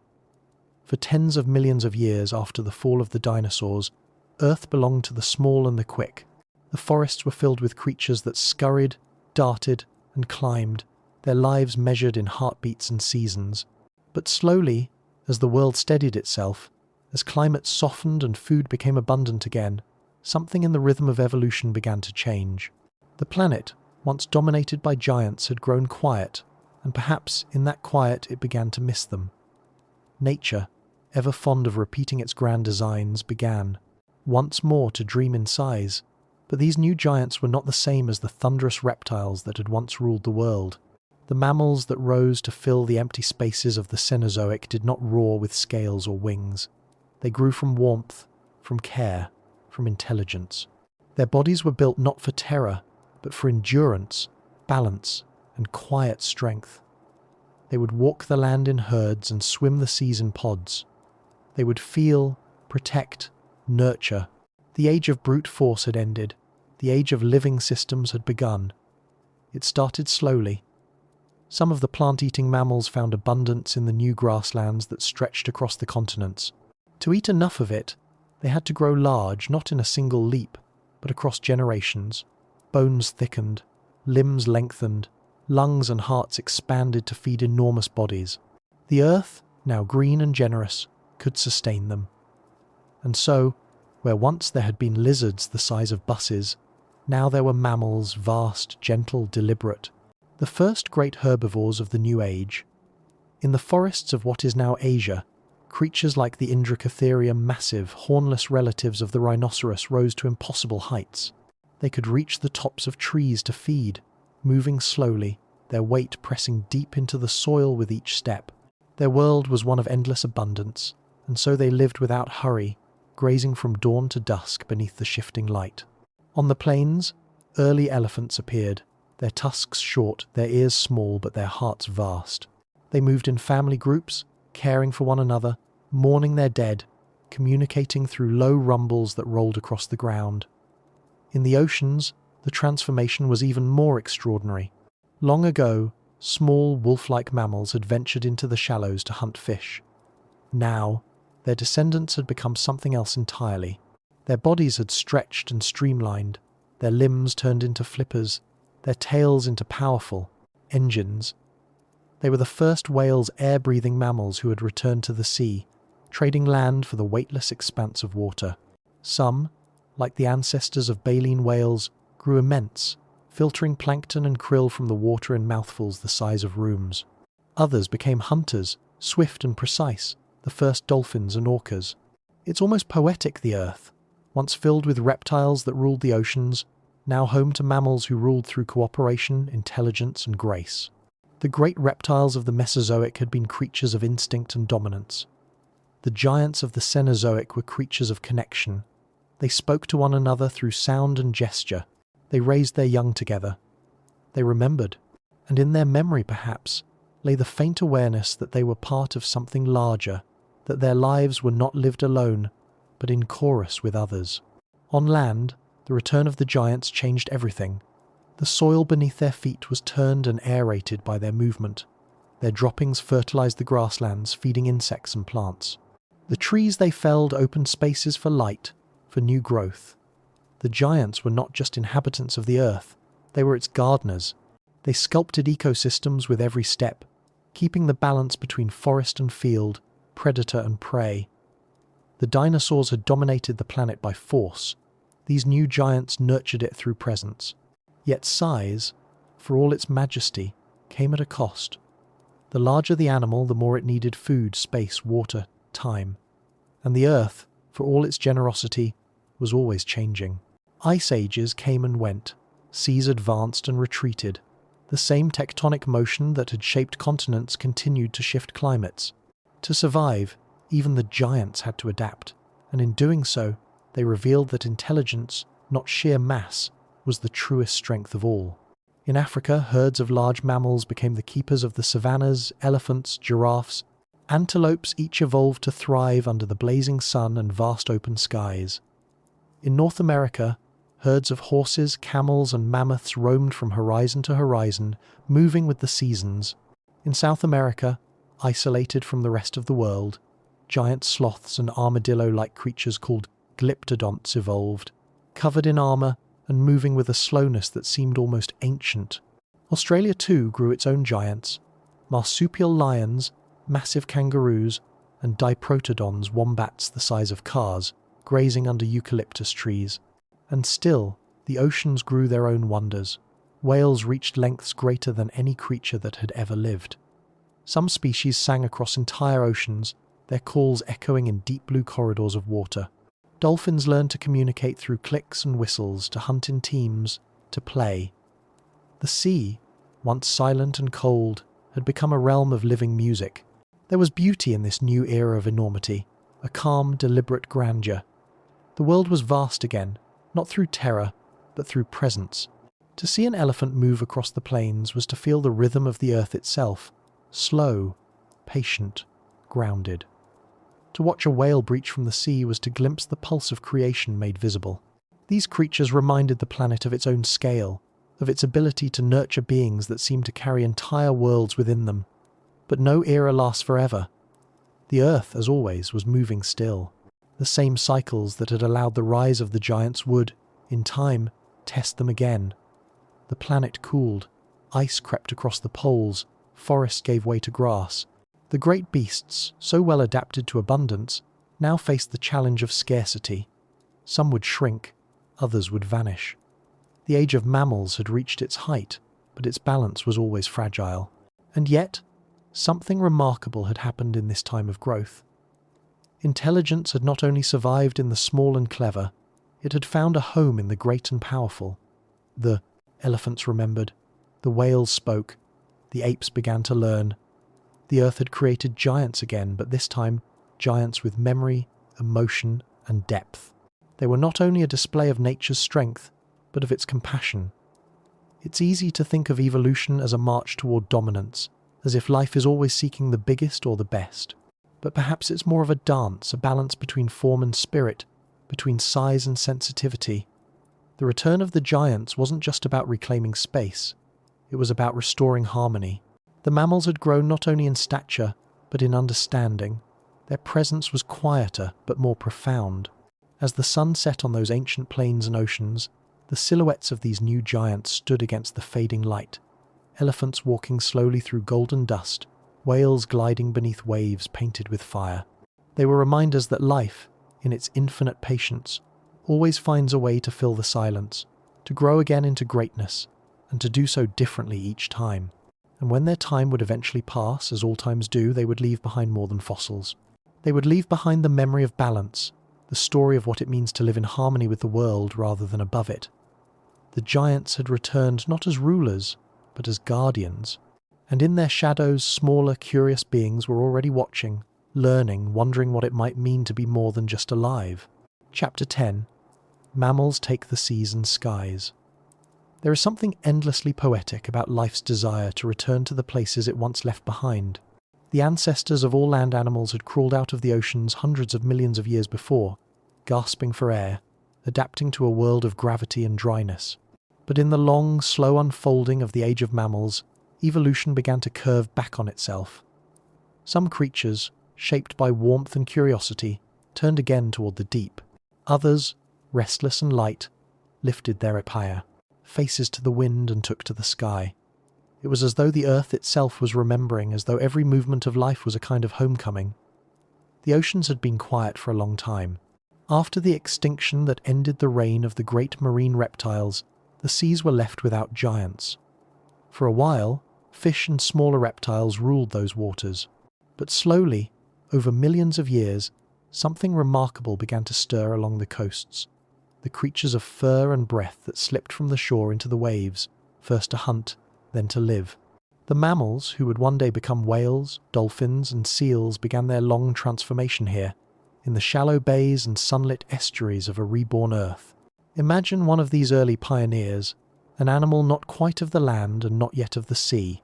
It might resemble a long-bodied wolf with webbed feet, a creature called Ambulocetus, the walking whale. It waded through coastal shallows, its head low, nostrils raised above the waterline, its eyes adapted to both air and sea. When it hunted, it used stealth rather than speed, gliding quietly through murky water to ambush fish or small reptiles. Each generation that followed became slightly more aquatic ears, reshaped to hear underwater, limbs thickened and shortened, tails flattened for propulsion. Over time, the weight of the land fell away, replaced by the smooth rhythm of water, and so mammals returned to the ocean, not as invaders, but as inheritors. The great whales would come later, the gentle giants who fed on clouds of krill, the hunters who travelled together in pods that sang through the deep. They were mammals in every way still. They breathed air, bore live young, fed their calves with milk, and formed families bound by affection and memory. But their world had become a blue infinity. They lived in the silence between waves, speaking through song, navigating by sound. There is something profoundly graceful about this transformation.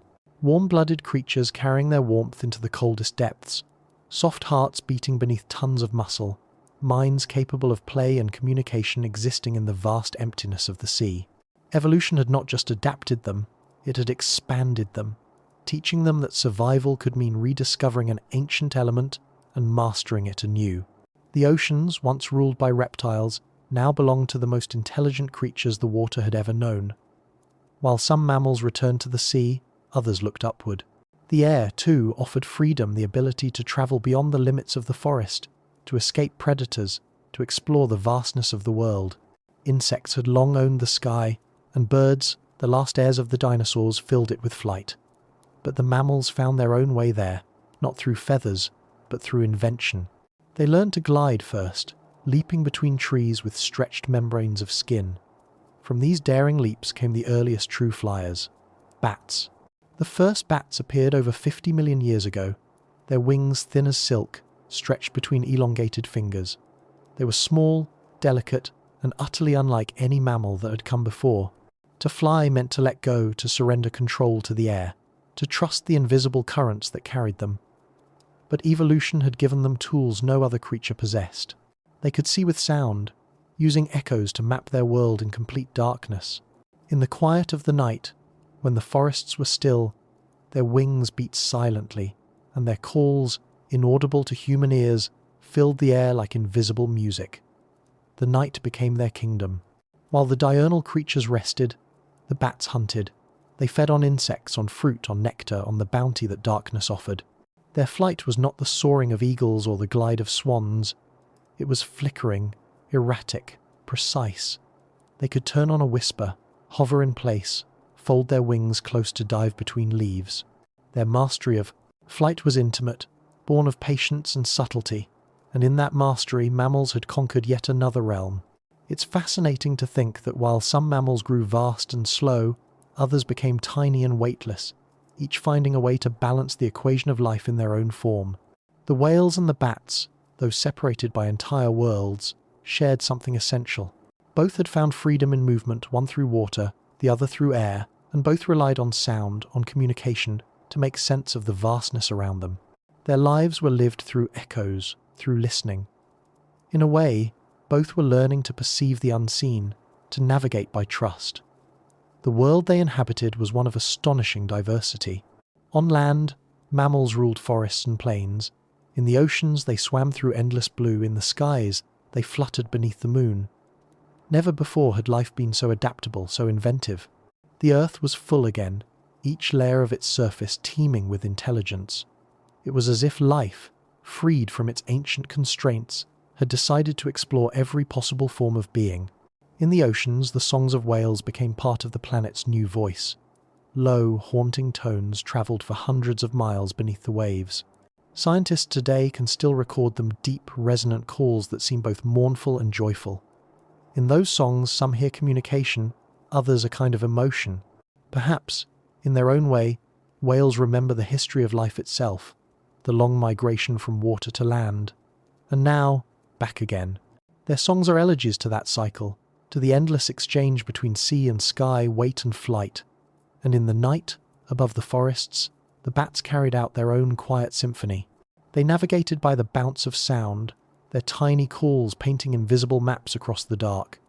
Their colonies were social worlds, full of touch, movement, and recognition. Mothers could find their young among thousands by voice alone. Evolution had turned sound into language, darkness into home. There's a gentle symmetry in this story, the idea that mammals, once earthbound and vulnerable, became masters of every domain. They did not conquer these realms with violence or dominance, but through adaptation, through curiosity, the return to the oceans and ascent into the skies were not acts of ambition, but of belonging. Life was not climbing towards something, it was circling back, exploring the same truths from new directions. By the time these transformations were complete, the Earth had entered a period of remarkable stability. The continents were still moving, but slowly. The climate was warm and even, the air rich, the seas full. It was a time of balance, perhaps one of the most peaceful epochs the planet ever knew. Mammals thrived in that peace, expanding, diversifying, and evolving into forms both strange and beautiful. The seas and skies were no longer empty. They pulsed with life, with songs and wings, and the shared rhythm of heartbeat and breath. The mammals had filled every corner of the world, from the deepest abyss to the highest canopy. They had learned to swim with the whales, to fly with the bats, to run with the wind across endless plains. The earth had given them its full expanse, and they, in turn, had filled it with movement. In that motion, in that quiet mastery of every element, the planet seemed to exhale. The story of life had come full circle, from sea to land, from land to sky, from silence to song. And through it all, one lesson remained, that life is not a ladder but a cycle, not a climb toward dominance but a dance of return. The mammals had not just inherited the earth, they had learned to move with it, to echo its patience, to live in harmony with its endless motion. And in their journeys beneath the waves, through the branches, and into the night, the earth found its balance again, its song restored, its silence transformed into music. Chapter 11. The Reign of Warmth.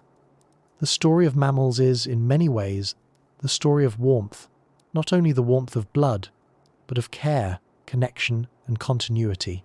When the earth cooled after the chaos of the impact, when the sun dimmed and the air grew sharp, it was warmth that made survival possible. While reptiles and amphibians slowed and stiffened in the cold, the mammals endured. They carried their fire inside them, a constant pulse that defied the chill of night and the breath of winter. From that quiet advantage grew everything that followed, every leap, every song, every dream. This was the reign of warmth, and it changed the planet forever. To be warm-blooded is to be liberated from the rules of sunlight. The reptiles that once ruled the earth had lived according to the temperature of their surroundings. They rose with the sun, basked to gather strength, and slept when darkness fell. Their lives were bound to the rhythm of heat and light. Mammals, by contrast, became the first truly independent creatures of the planet. They could move by night, hunt in the snow, explore in the dawn chill when others still slept. Their hearts beat faster, their lungs filled deeper, their metabolisms burned like hidden furnaces. They carried the light of the sun within their own bodies. This inner flame reshaped the world. Forests that had once been silent after dusk now came alive with movement. Small, furry silhouettes darted among the trees, guided by keen senses and clever minds. The night, once the realm of predators and fear, became a new frontier. Owls hunted in the skies, but on the ground, mammals learned to outwit them. Insects hummed, frogs called, and through the underbrush, the mammals scurried unseen but constant, like embers glowing beneath the ashes of the day. Warmth was not only a survival tool, it was an invitation.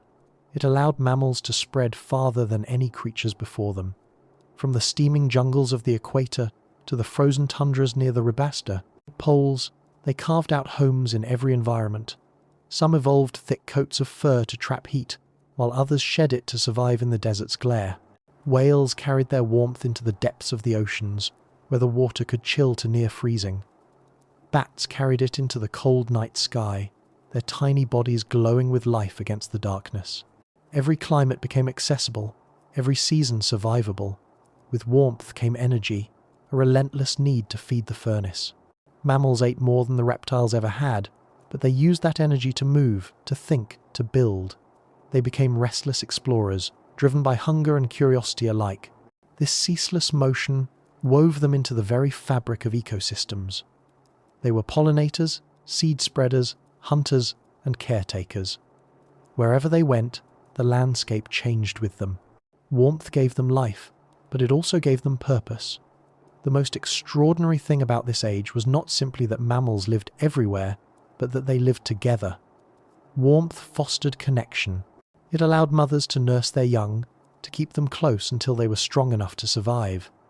In their milk was not just nourishment, but memory, the passing of instincts, the transmission of care. The reptiles had laid their eggs and moved on. Mammals stayed. They protected, they groomed, they taught. The act of nurturing became an evolutionary force, shaping not only behavior but emotion. Affection, attachment, even empathy, all were born from the simple act of keeping one another warm. Imagine for a moment a group of early mammals huddled together on a cold night. The wind moves through the trees like a whisper, and frost gathers on the leaves. The smallest ones press close to the larger, each body sharing heat with the next. There is a deep quiet to this scene, but it is not lifeless. Inside each chest, a heart beats steadily, pumping warmth through veins, defying the cold that presses in from all sides. It is a small miracle, repeated across millions of years' life, holding its temperature against a universe that prefers the dark and cold. This reign of warmth reshaped time itself. The mammals, no longer bound by daylight, began to divide the world differently. Some became nocturnal, their eyes growing large and round, glimmering with reflected starlight. Others thrived in the early morning or the fading dusk, their rhythms blending with the softer edges of day. The planet's cycle of rest and waking became richer, more textured. The Earth had gained a new layer of activity, a heartbeat that continued even when the sun went down. In this age, new behaviors blossomed: social structures, communication, play. Warmth made possible the luxury of connection. Mammals could afford to linger near one another, to build families, to recognize faces and voices. The bonds that formed were not accidents of convenience but necessities of being. To stay close was to survive. From that simple truth, entire lineages of cooperative life evolved, from packs of wolves hunting in coordination to elephants traveling in family groups across continents. Warmth taught them not only to endure but to care. Even the environment responded to this transformation. The presence of mammals helped stabilize ecosystems, spreading seeds through fur and dung, mixing soil with their movement, maintaining the balance between growth and decay. They were living catalysts, their constant motion stirring the planet's energy like blood through veins. The Earth was not just inhabited by life, it was animated by it, warmed from within by millions of tiny fires moving across its surface. There's a certain poetry in how warmth, something invisible and fleeting, became the foundation for everything that defines us today. The spark that burned in those first tiny mammals is the same that beats within us now. It powers every thought, every gesture, every dream. It fuels creativity and compassion alike. In its quiet persistence, warmth became more than biology, it became metaphor. The fire that began as survival became the light of awareness. Yet, as always, the Earth's balance was delicate. Warmth brought vitality, but it also required constant sustenance. In times of scarcity, drought, winter, famine, that need could turn to desperation. Species that could not find enough food vanished. Others adapted once more, slowing their hearts, sleeping through the cold, conserving what little they had. Even in the age of warmth, the lesson of humility remained. Life had to listen to the rhythm of the earth, to know when to burn brightly and when to rest. Still, the mammals endured. Their bodies, their instincts, their bonds carried them through every cycle of change. In their resilience, the earth found balance again. The dinosaurs had embodied the power of the sun, the mammals, the endurance of fire. Theirs was not a world of conquest, but of coexistence. Their warmth lit the forests, the tundras, the deserts, the seas, a quiet, living glow beneath the sky. And as the world moved forward into new ages of ice and green, as mountains rose and continents drifted, the legacy of that warmth remained. It pulsed through the veins of lions on the plains, through the hearts of whales beneath the waves, through the minds of apes gazing at the stars. It is the same warmth that lives in us now, the inheritance of every creature that ever defied the cold. The reign of warmth was not about dominance, but about persistence, about the simple miracle of being alive in a universe that prefers silence. It was the age when life discovered that survival was not just endurance, but connection, the sharing of heat, of care, of time. And as the night wind still moves through the forests and over the seas, carrying the scent of life and breath, that ancient warmth endures, unseen but unbroken, glowing quietly in every living thing. Chapter 12. The Primate's Path. Among the countless forms that blossomed in the warmth of the Cenozoic world, one lineage began to move in a way that was different. It was not their size that set them apart, nor their speed or strength, but something subtler the way they looked at the world. Their hands became tools of exploration, their eyes turned forward, and their minds began to hold thoughts that stretched beyond instinct. These were the primates, and their story would become the long, winding path toward awareness itself. The first of them lived in the trees. The forests of the Eocene, 50 million years ago, were dense and warm, dripping with vines and glowing with life. The air was thick with the calls of birds and insects, and light filtered through the leaves in a mosaic of gold and green. It was a world built in layers: floor, canopy, sky, and the primates learned to move between them with ease. Their ancestors had once been small ground dwellers, but in the safety of the branches, they found freedom. Living among the trees required a different kind of intelligence. The ground was predictable, flat and solid, but the canopy demanded constant awareness. Every branch was a choice, a path that could lead to fruit or to a fall. To leap from one limb to another required calculation, timing, judgment. The primates' eyes shifted forward, giving them depth perception. Their hands evolved to grasp, to hold, to test the strength of a branch before trusting it. Their fingers became delicate instruments of touch, their minds quick to learn from every mistake. In this green labyrinth, curiosity became a form of survival. These early primates learned the shapes of leaves, the ripeness of fruit, the habits of predators. They began to recognize patterns, to remember routes through the trees, to communicate warnings and discoveries. Their world was not vast in distance, but it was infinite in detail. To live there was to know it intimately, every rustle of wind, every creak of bark, every scent of rain, on the air. And through that intimacy, something began to change within them. They were no longer creatures reacting blindly to their surroundings, they were participating in them. The forest was not just a backdrop, but a living partner, and the primates responded to its rhythms with growing subtlety. When the fruit ripened, they knew. When the storm came, they sheltered. When danger approached, they sounded alarms not as individuals but as groups. They were learning the first lessons of cooperation. Over generations, that cooperation deepened. The young stayed longer with their mothers, learning through imitation. Play became more than idle motion. It was practice for life. Social bonds formed that extended beyond family grooming, sharing food and comforting one another. Their brains, already complex, began to grow larger. Emotion and intelligence intertwined, each feeding the other. To care was to survive, and to survive was to think. The earth itself seemed to encourage their ascent. The continents continued to drift, reshaping climates and habitats. Forests expanded, then shrank, then spread again. Some primates stayed in the trees, perfectly adapted to the canopy. Others ventured down to the forest floor, where they began to walk on all fours, balancing between branches and earth. The world was changing, and they were changing with it, as they always had, not through resistance, but through understanding. If you could walk among them, you might recognize something faintly familiar.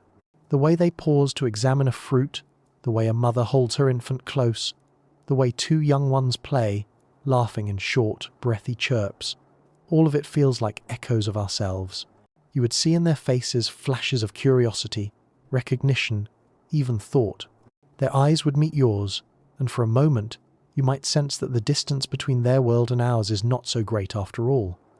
As millions of years passed, the primates spread across continents.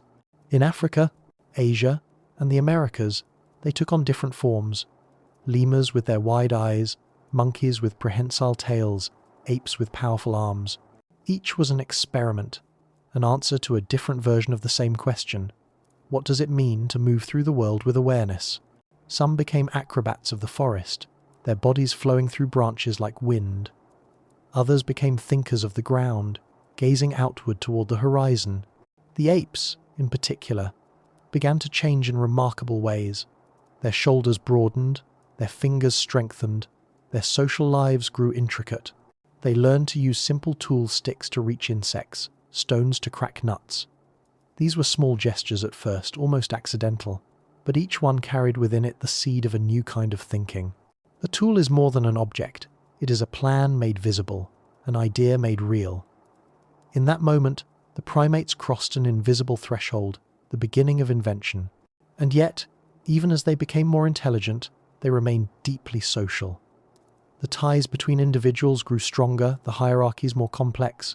They learned empathy, the ability to sense another's mood, to comfort or appease.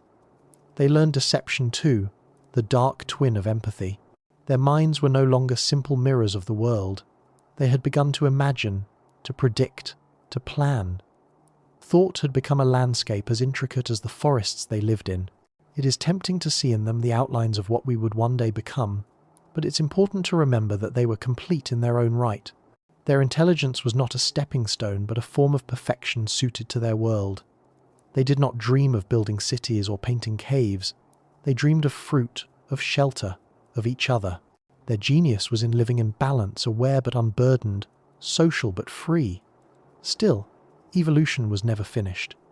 The earth kept changing. Forests gave way to open savannas, and some primates, our ancestors, began to step fully onto the ground. Walking upright, they could see farther, carry more, and move across vast distances. Their hands, once used for climbing, were now free to shape and build.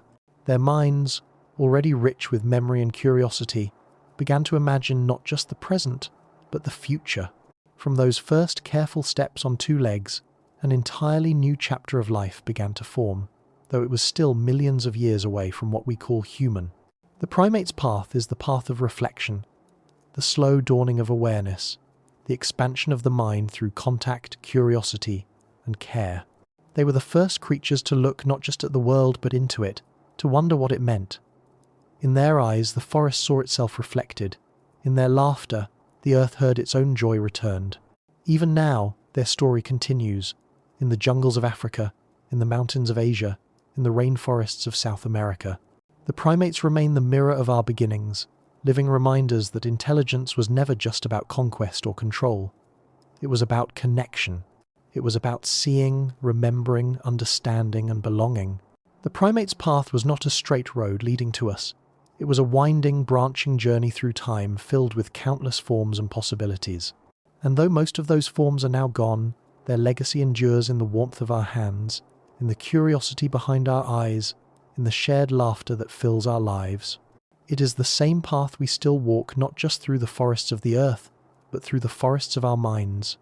The path of seeing, of feeling, of reaching out to touch the unknown. The path that began long ago, when a small, bright-eyed creature in a green, sunlit world looked around and began to wonder. Chapter 13. Landscapes of Change. The earth is never still, and neither are the lives that cling to it. Every age has its quiet revolutions, mountains rising, oceans retreating, climates shifting like breath. The world of the primates, lush and abundant, was destined to change once more. Over millions of years, the forests that had cradled their evolution began to thin. Great sheets of ice advanced and withdrew, altering rainfall and temperature, carving valleys and redirecting winds. It was as though the planet itself was turning a page, writing a new chapter in the story of life. For those who lived among the trees, the transformation must have seemed gradual, almost invisible at first. A few fewer trees each generation, a patch of open grass where once there had been shade. Seasons became harsher, the rains less predictable. The canopy, once unbroken and eternal, began to fracture into islands of green separated by open land. The world that had once felt enclosed and safe was widening, stretching toward the horizon. In Africa, these changes were especially profound. The continent was moving northward, tilting toward new weather patterns. Monsoon systems shifted, and once dense jungles gave way to savannas, wide plains of grass dotted with acacia and baobab. For the primates that had spent millions of years in the trees, this new landscape presented a challenge and a choice. Some species retreated deeper into the remaining forests, clinging to the old ways of climbing and leaping. Others, curious, cautious, but restless, began to explore the open ground. To step out from the trees was to enter an unfamiliar world. The air felt different here, hotter by day, colder by night. The sky stretched immense and blue, with no branches to shield the eyes. The wind carried new scents: dry grass, distant water, the musk of animals crossing the plain. The ground was open, exposed, full of possibility and danger. But those who ventured onto it found new opportunities. The grasses were full of seeds and insects. The horizon offered endless space to roam. Predators were visible from afar, giving the alert a chance to escape. As generation passed, the bodies of these ground dwellers began to change. Their spines lengthened, their limbs adapted for longer strides. They began to walk upright more often, perhaps first to scan the grass for danger, later to carry food or young. Their hands, once tools for climbing, became free for holding, for shaping, for thought. The landscape itself was guiding their evolution, sculpting posture, endurance, and perception. The earth and its inhabitants were, as always, in conversation. But these were not easy times. The shifting climate tested every creature. Cycles of drought and abundance forced adaptation or extinction. Herds of grazing animals evolved alongside the grasses, creating vast ecosystems where movement became a way of life. Predators grew swift and cunning, learning to hunt across open space. And among them, the primates, those early ancestors of humans, learned to survive not through size or strength, but through awareness. They watched, remembered, planned. They began to anticipate the moods of the earth. In these landscapes of change, intelligence itself became a form of adaptation. To survive a drought required foresight, knowing where water might linger in the dry season. To protect young from predators required cooperation and trust. Those who could learn and teach, who could share knowledge within their group, had an advantage. Evolution began to favor memory, empathy, and imagination. The world was unpredictable, but the mind could bridge the gap between what was and what would be. Each new generation inherited not only genes, but lessons, the memory of which paths led to safety, which trees bore fruit, which sounds meant danger. In the open savannas, the ability to communicate became vital. Simple calls evolved into more complex signals, gestures, and expressions. A shared glance, a touch, a sound could mean the difference between life and death. Language was not yet born, but its foundations, the rhythm of shared meaning, were forming here, in the rustling grass and golden light of an African plain. The landscapes themselves were in constant motion. Rivers carved through stone, creating fertile valleys. Volcanoes erupted, spreading ash that enriched the soil. Mountains rose and cast rain shadows that shaped the flow of life. The earth was a living organism, its skin shifting beneath the sun, its moods recorded in the migration of herds and the growth rings of ancient trees. The primates and all mammals were not separate from this motion. They were expressions of it, participants in the slow choreography of change. To imagine this world is to picture contrast. Wide, golden grasslands stretching into haze, clusters of trees standing like islands, thunderheads gathering over distant hills. Herds of antelope move like rivers of motion, while elephants travel in family groups across ancient routes. Predators crouch low in the shadows, their eyes bright with hunger and patience. And somewhere in this panorama, small, upright figures walk together under the sun, their footprints mixing with the tracks of other animals. They are not yet human, but they carry within them the promise of something new, the ability to remember the past and imagine the future. As the ages passed, ice advanced again from the poles, cooling the world. Deserts expanded, forests retreated, and the balance of life shifted once more. Some species vanished, their forms preserved only in fossils. Others thrived, evolving new ways to cope with the ever-changing climate. It was not a time of peace, but of resilience. Life on Earth had always been a dialogue between destruction and renewal, between scarcity and abundance.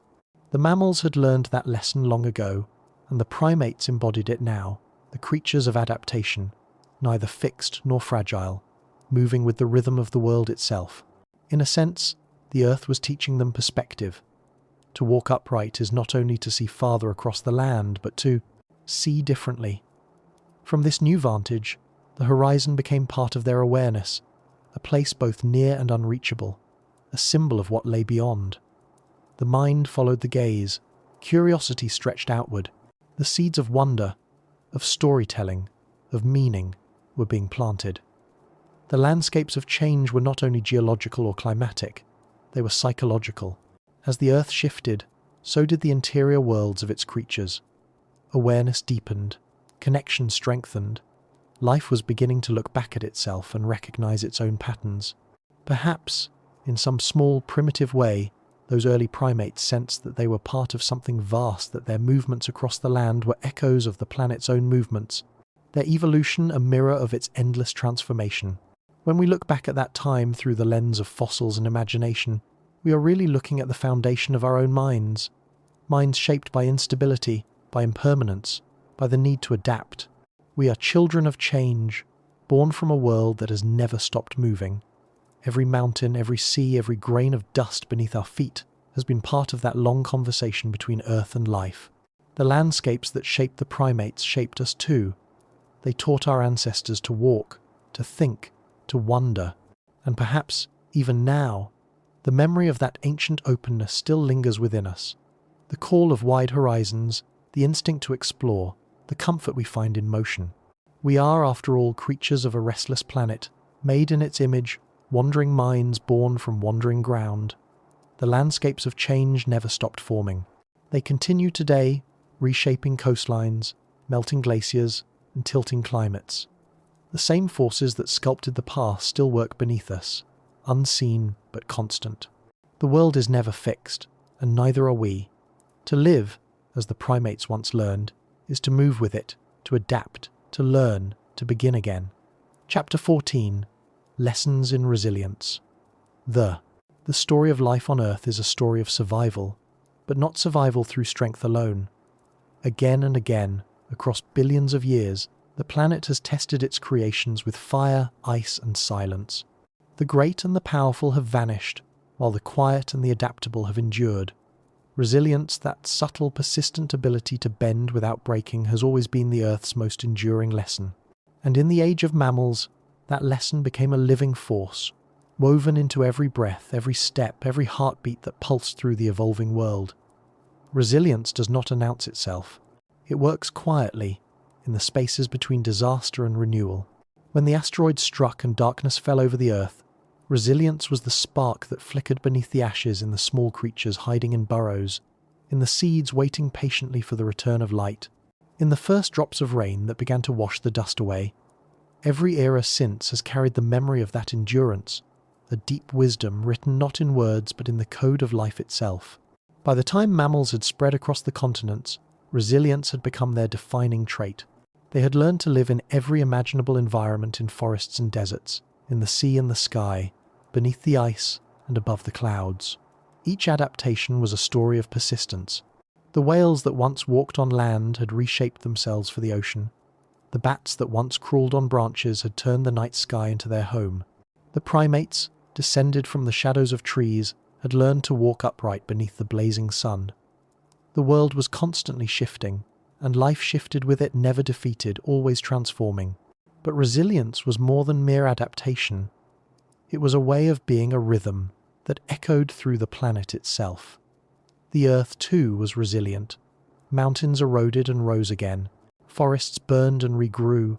Rivers changed their course, yet always found a path to the sea. The same cycles that had once seemed destructive were, in truth, acts of renewal. From destruction came nourishment. From loss came opportunity. Life learned from the planet's example. When the ground gives way, grow roots deeper still. In the age of mammals, resilience took on new forms, social, emotional, and even cognitive. Among the herds and packs and families that roamed the Earth, cooperation became survival. No creature could face the vastness of the changing planet alone. Elephants traveled together through drought, their matriarchs remembering the paths to ancient watering holes. Wolves hunted in harmony, each member of the pack moving as part of a single breathing system. Even small mammals like prairie dogs or meerkats formed intricate societies, standing watch for danger, caring for one another's young. Resilience had evolved from a physical trait into a shared one, a collective intelligence built on empathy and trust.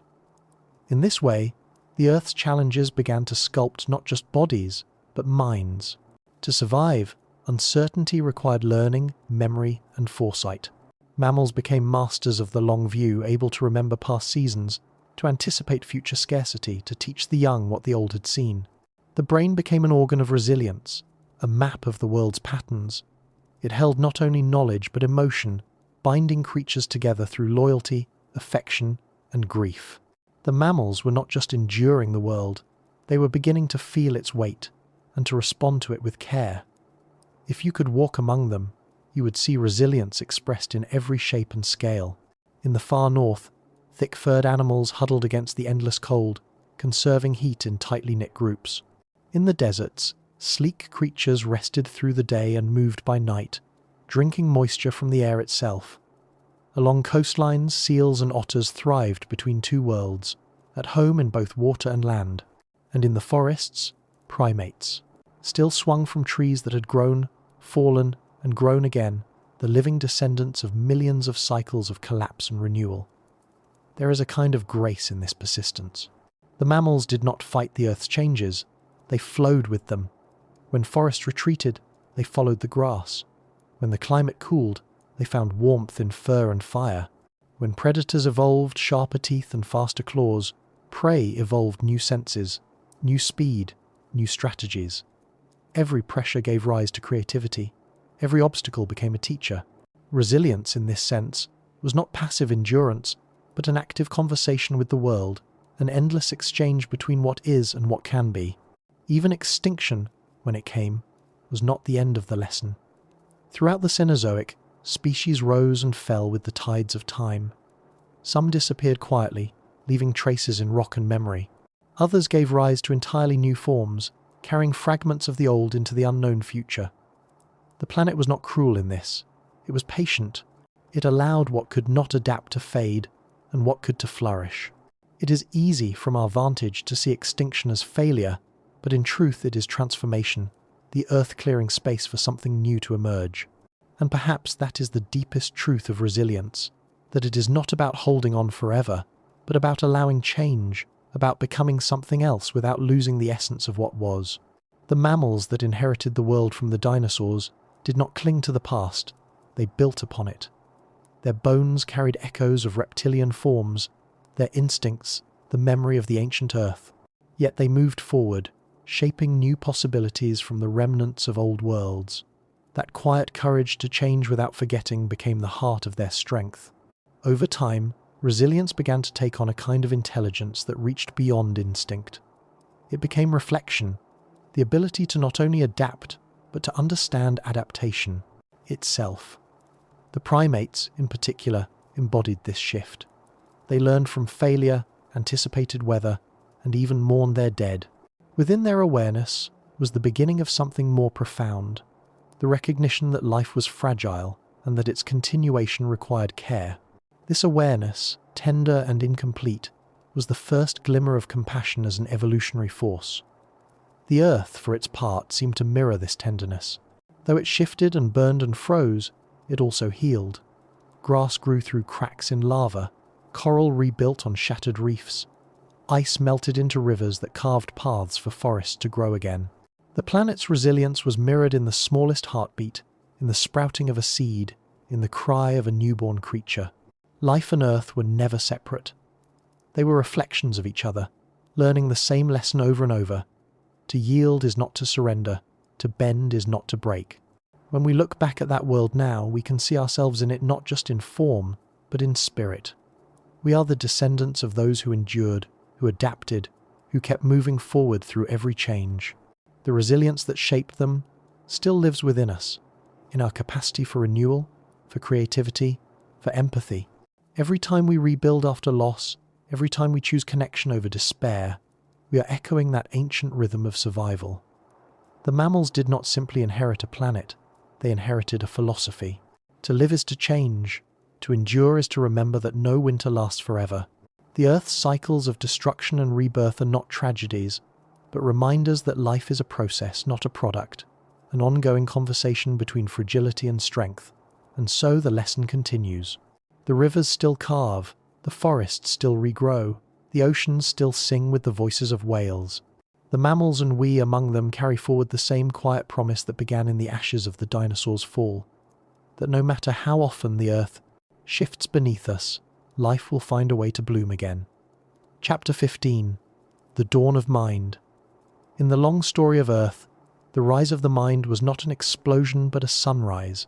It came quietly, spreading across generations and landscapes, glowing first in faint awareness, then in curiosity, then in understanding. Before it spoke, before it imagined gods or carved symbols into stone, the mind learned to see, to feel, to remember. It was the slow unfolding of thought within the living body, a new dimension of life awakening within the creatures of the Cenozoic world. It began, perhaps, with attention. A mammal paused to listen, not merely to react, but to notice. The wind shifted through the grass, and in that small stillness, the world revealed patterns. To notice is to begin to think.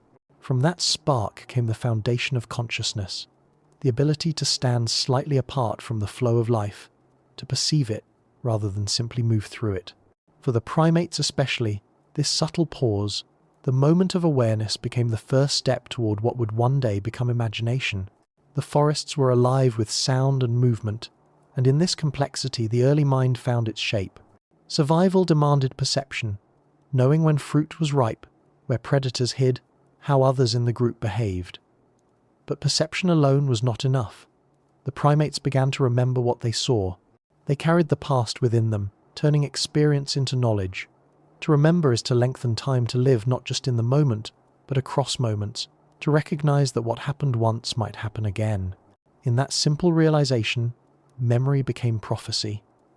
Memory gave rise to planning. A mother remembered where the safest trees grew and led her young there. A forager recalled which branches bore fruit in the dry season. A watcher recognized the signs of rain before it came. The world became less mysterious, not because it changed, but because the mind had begun to map it. This internal mapping, this mental landscape of expectation and prediction, was the quiet architecture of thought.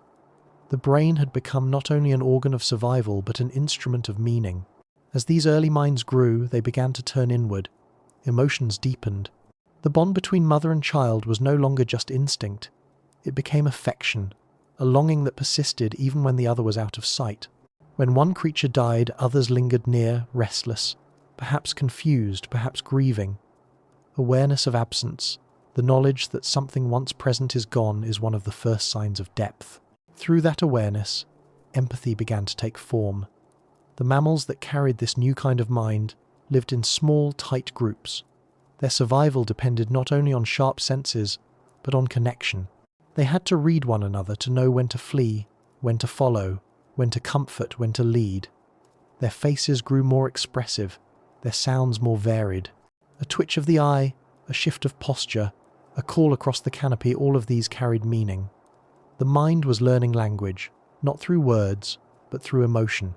Each gesture was a sentence, each shared glance a story. Over millions of years, these small social exchanges became the heartbeat of evolution. Those who could communicate survived. Those who could cooperate thrived.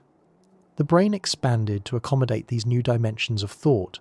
In the folds of grey matter, nature was sculpting the machinery of understanding. The neocortex, the seat of reason and imagination, grew ever more intricate. With every generation, the capacity for reflection deepened. Life was no longer only reacting to the world, it was beginning to interpret it. It's easy to imagine intelligence as a single spark, but in truth, it was more like a spreading dawn. Each new species carried a slightly brighter flame.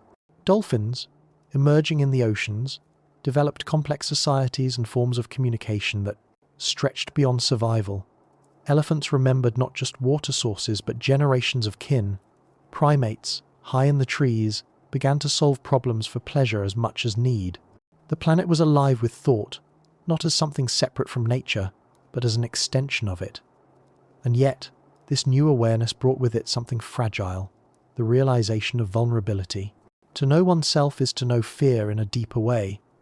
The instinctive panic of prey became, in thinking creatures, the shadow of anxiety. The simple pain of loss became mourning. The early mind, for all its brilliance, had opened itself to suffering. Knowledge came with a cost, but it also brought beauty. In grief there was love. In fear there was imagination. In uncertainty there was curiosity. The dawn of mind was the dawn of complexity, the first recognition that life was not just struggle but wonder. The earth mirrored this unfolding. The landscapes of the world were vast and changing, full of texture and sound. Rain fell through forests like whispers. Rivers traced bright lines across valleys. The air shimmered with insects, with pollen, with light. Each movement, each pattern, each sound offered information, and the mind gathered it all. The brain became a mirror of the planet, a reflection of its complexity. To think was to participate in the Earth's own intelligence, to feel its rhythms through the architecture of nerve and thought. It is humbling to think that consciousness did not appear fully formed, but grew from countless small acts of attention, from the way an animal listens to the wind or remembers the path home. Even now, our own minds carry that heritage. When we pause to notice the world, when we remember, when we wonder, we are reenacting those first ancient awakenings.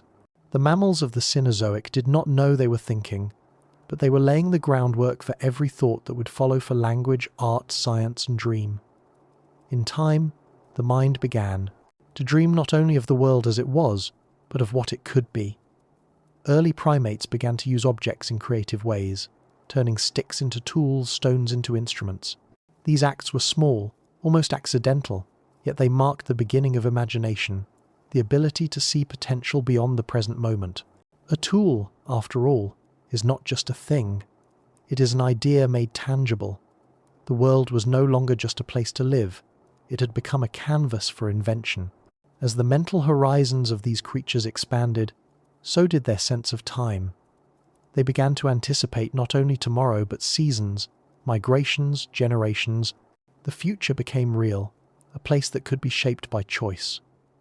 In that recognition lay the seed of hope, of planning, of vision. To imagine the future is to step outside the flow of life, to glimpse eternity for a moment. The mind had crossed a threshold. It was not only part of nature now, it was beginning to observe it. And yet, even at this dawn, thought remained grounded in the same rhythms that had always guided life. The search for food, the call of family, the pulse of survival.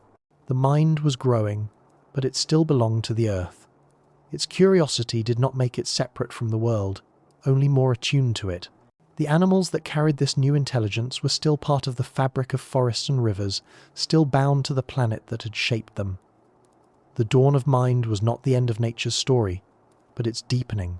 The planet had grown itself a way to think, to feel, to remember its own history. Through the minds of mammals, the earth began to see itself, to recognize its own beauty, its fragility, its endless movement. Every thought, every memory, every song of a whale or call of a primate was the planet thinking out loud. And as the sun rose each morning over that ancient living world, the creatures who carried this newfound light within them stirred, stretched, and opened their eyes to see not just the world but themselves within it. It was the beginning of reflection, the quiet dawn of awareness that would, in time, lead to story, to meaning, to us. Chapter 16. The Long Memory of Earth. If the Earth could dream, its dreams would be long, slow, and vivid, unfolding over millions of years. Every mountain, every fossil, every whisper of wind across stone would be part of those dreams. The planet remembers in its own language, in the tilt of strata, in the curve of shells buried beneath sand, in the faint carbon ghost of leaves pressed into rock. And though the memory of the Earth is written without words, it has never stopped speaking. The mammals, the forests, the oceans, all of them are living pages in that vast, unfinished book. The Earth does not remember moments the way we do. It remembers patterns, rhythms, the slow breathing of creation and decay. What is born will die, what dies will nourish, and what nourishes will live again. It is a memory measured in tides, in ice ages, in the long migration of continents. Its pulse is steady, but its heart is restless. Over and over, the world remakes itself, and yet, beneath every transformation, something ancient endures. By the time mammals had spread across every corner of the planet, the Earth had already lived through several of its own rebirths. It had seen the rise and fall of oceans, the emergence of new mountain ranges, the drifting apart of lands that had once been whole. The soil beneath their feet carried the dust of stars, the ashes of forests long vanished, the remnants of creatures whose names had never been spoken. Every step a mammal took was across layers of memory, soft, silent, immeasurable. And just as the Earth remembered through stone, the mammals began to remember through mind. Their brains, shaped by the trials of survival, became vessels for recollection. They carried not only instincts but experiences, the paths to water, the scent of danger, the cry of their young. These were the first living memories not recorded in rock or fossil but in pulse and breath. With time, memory became lineage. The lessons of one generation flowed into the next, invisible but enduring, like the slow current of a river shaping its banks. This sharing of memory marked a quiet revolution. The planet had always known how to record what was, but now, through the minds of mammals, it had learned to recall what had been. The living world had become its own archive. Each species carried fragments of understanding, passed through instinct and imitation, encoded in behavior and song. The elephants remembered migration routes older than civilization. Whales carried songs that echoed across generations. Even the smallest primates remembered faces, places, and the changing moods of the forest. The Earth's memory was no longer locked in stone. It had come alive. There's something beautiful in the way this living memory mirrors the planet's geological one. Both are layered, fragile, and vast beyond comprehension. Both can be lost, erased by catastrophe, by extinction, by time. And yet, both have a way of resurfacing. When a forest regrows where once there was fire, it is the earth remembering how to be green. When an animal teaches its offspring how to build a nest, it is the echo of 1,000 forgotten ancestors whispering through behavior. Memory is not a thing the earth keeps, it is a thing it becomes. The landscapes of the world bear witness to this continuity. In the cliffs of ancient seabeds, the fossils of ammonites spiral like frozen galaxies. In the sands of dry deserts, the footprints of mammals are preserved, each step a fleeting moment held forever. Ice cores trap the breath of long-dead air, bubbles of atmosphere from ages before the first forests. Every grain, every layer is a record. And above it all, life continues to move, unaware of the archive beneath its feet. But the Earth's memory is not only a record of survival, it is also a memory of loss. For every species that lives, countless others have faded into silence.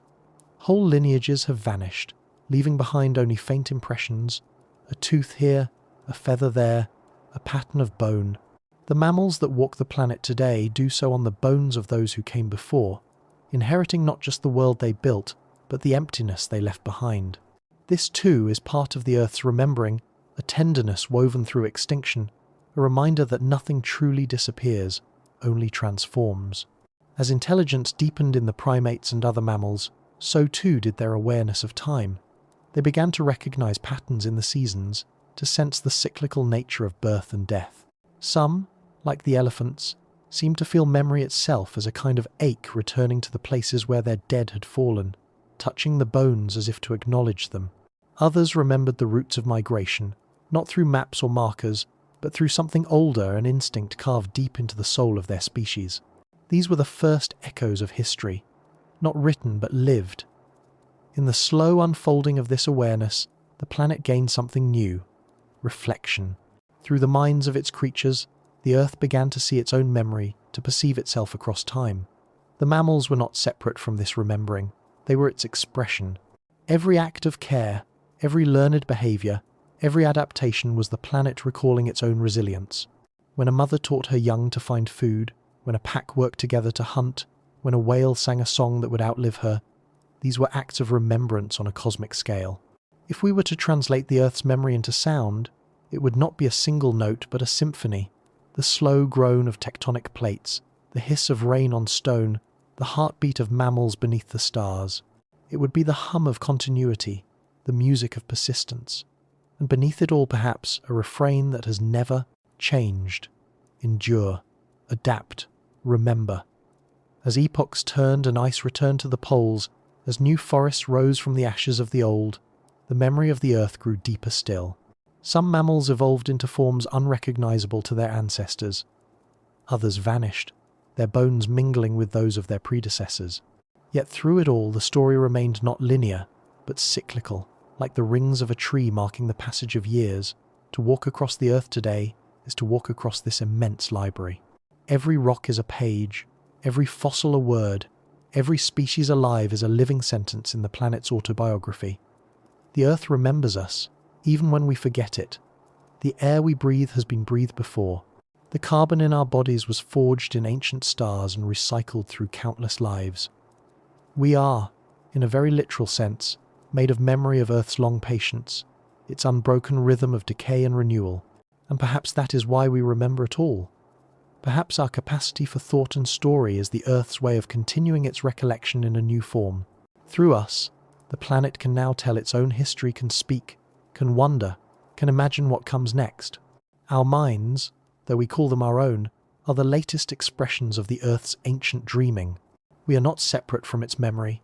We are its memory, walking and breathing and naming the world that birthed us. The long memory of Earth is not only in the stones, or in the fossils, or in the stars that fall to its surface. It is in us, in every living thing that still listens, still learns, still begins again. And as the planet continues to turn beneath a sky full of light, the story goes on, old as dust, yet always new. The Earth remembers, even as it dreams of what is still to come. Chapter 17. Whispers of Intelligence. Long before language, before tools, before even the idea of civilization, the Earth was already alive with a quiet intelligence.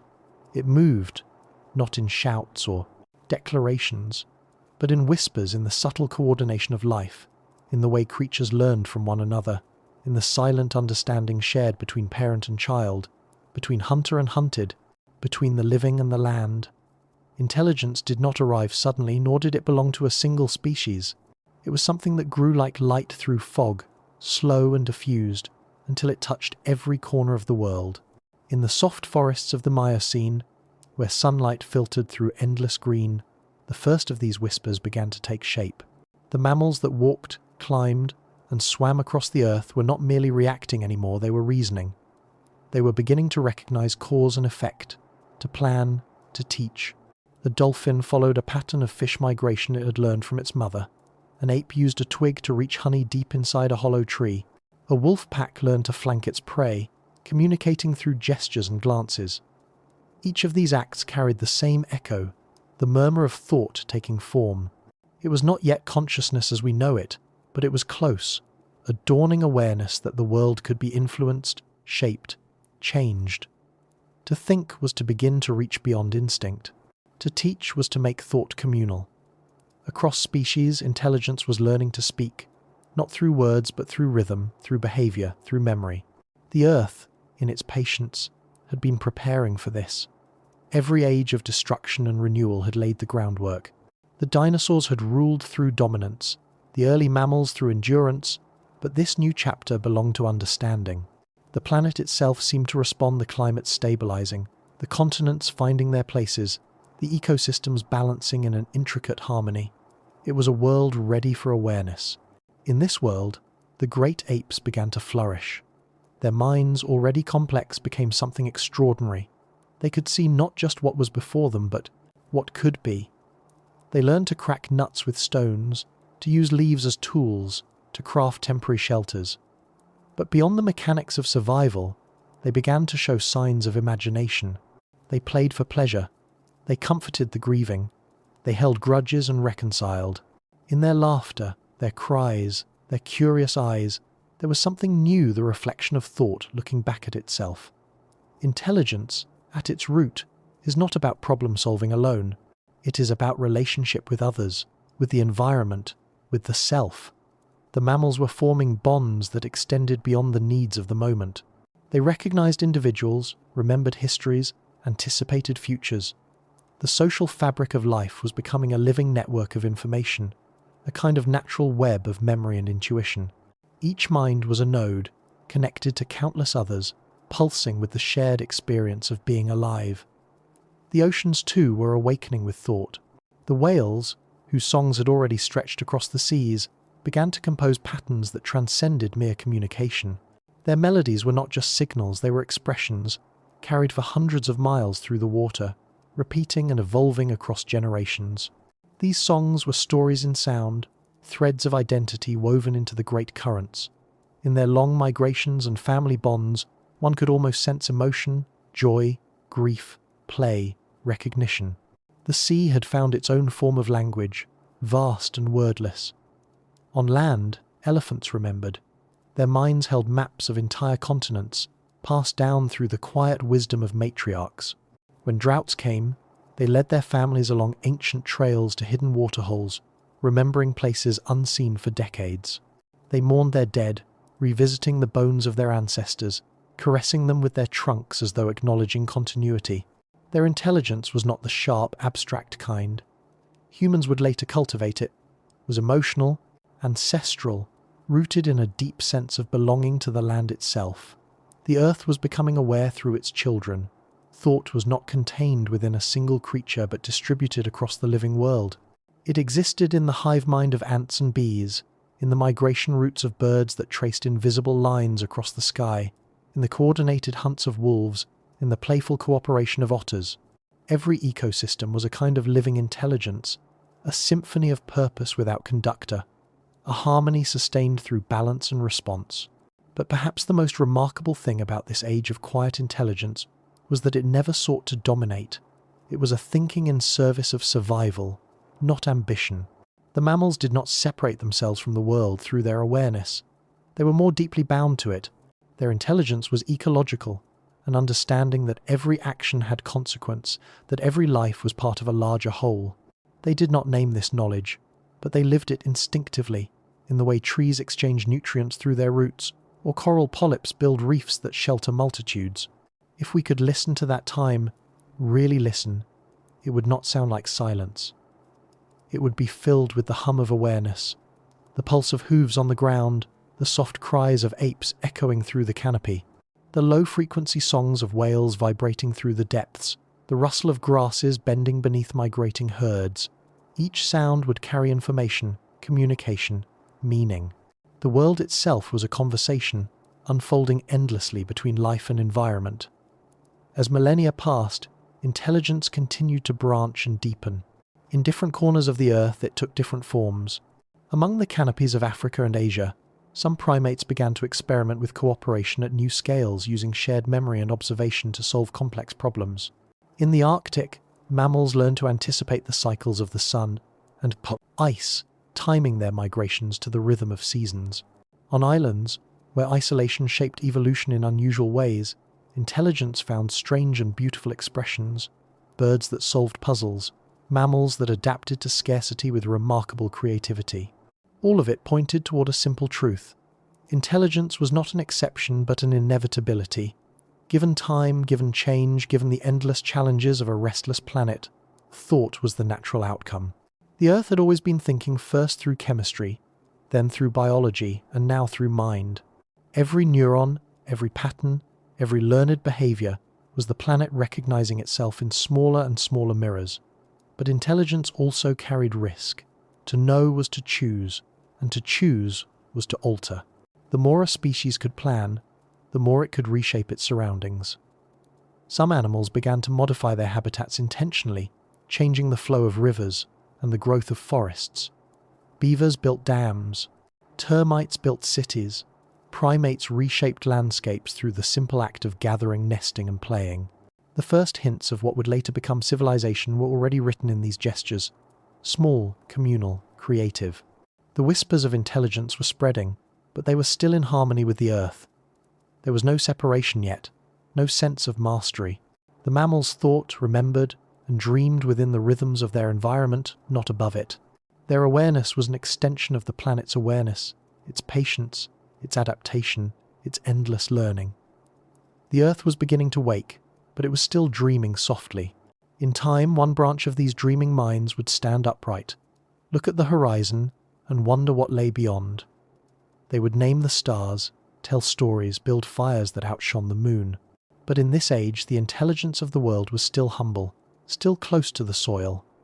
It whispered through fur and feather, through fin and song, through movement and memory. It was not yet human, but it was already sacred, the first stirring of thought in a thinking world. The earth, for the first time, was beginning to recognize its own reflection, not in rivers or ice, but in the eyes of the living. And in those eyes, faintly, the future was waiting. Chapter 18. The Turning Sky. Above the plains and forests of the ancient world, the sky was never still. Clouds drifted in slow procession, seasons shifted, stars wheeled overhead in patterns that no creature yet named. The earth turned patiently beneath them, its rhythm matched by the tides, by migration, by birth and decay. Long before humans gazed upward in wonder, long before the first myths or measurements, the sky itself was a living map, one that guided every heartbeat and every breath. For millions of years, the mammals of Earth lived beneath that turning canopy, their lives woven into its quiet pulse. To them, the sky was not an abstraction, but an element, a constant presence, an ocean of air and light. The changing light told them when to move, when to rest, when to breed, when to hide. The moon marked the rhythm of tides and bodies alike. Stars, though unseen by meaning, set the pace of migration and season. Even without understanding, life followed the sky's script perfectly, every motion timed to the subtle clockwork of the heavens. The earth, spinning silently through the dark, carried its passengers in harmony with the cosmos. In the stillness of early dawn, mist rising from the rivers, the mammals of that time stirred with the warmth of sunlight returning after cold nights. Their bodies, guided by ancient cycles, moved without knowing why, the pull of instinct shaped by millions of rotations of the planet. The elephants walked toward water, guided by a sense of direction older than memory. Birds rose with the wind, following invisible corridors that stretched between continents. The whales, deep beneath the ocean, navigated by sound and magnetism, their migrations echoing the shifting tilt of the Earth's axis. Even the smallest insects, the bats that hunted them, the foxes that listened for their wings, all lived by the slow turning of the world beneath the stars. The sky has always been a teacher. It speaks not in words, but in patterns, sunrise and sunset, solstice and equinox, storm and calm. It teaches time, it teaches impermanence. To live beneath it is to understand that everything changes, that all light fades only to return again. For the early mammals, that truth was not philosophy but survival. They learned to anticipate the dark, to store food before the cold, to seek shelter before the rains. The mind that evolved beneath that sky was shaped by its constancy, and its change always learning, always adjusting, always watching the heavens. And as minds deepened, so too did awareness.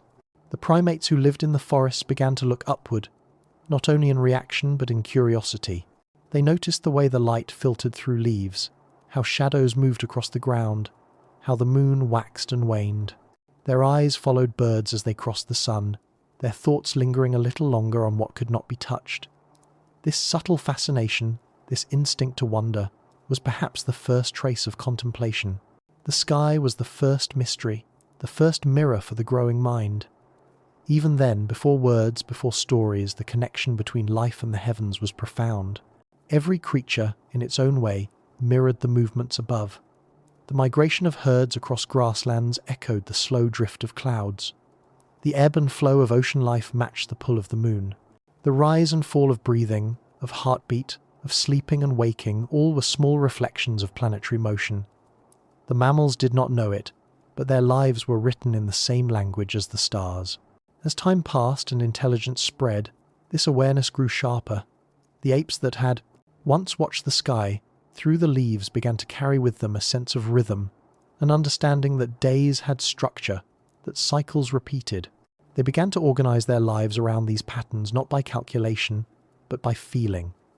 The dawn became a signal to move, the dusk a time to rest, the full moon a light that extended the day. The turning of the sky had become a kind of pulse, not only of nature but of thought. Imagine an evening in that world. The air is cooling after the heat of day. The silhouettes of trees stretch long across the savannah. Above, the sky turns deep blue, then violet, then black. Stars appear one by one, countless, uncounted, ancient. An ape sits quietly, perhaps after feeding, its eyes drawn upward. The constellations mean nothing yet, but their stillness, in contrast to the turning earth, stirs something inside the faintest spark of awe. That feeling, that silent wonder, would become the foundation of all human curiosity.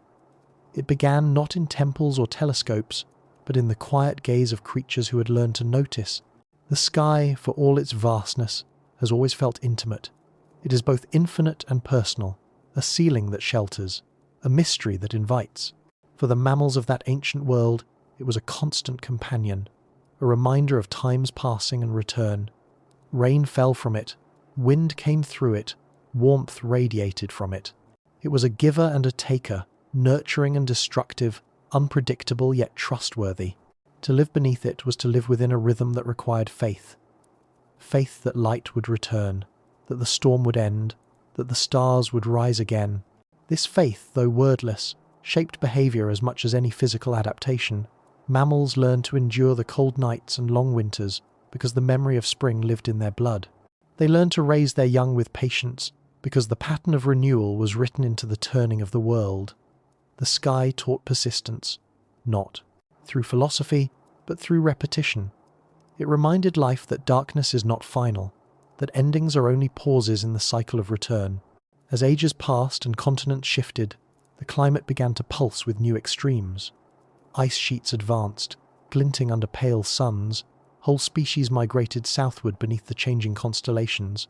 The stars, though constant in their distant fires, looked down upon worlds transformed. Yet through it all the mammals endured, guided still by light and motion, by the invisible hand of gravity and time.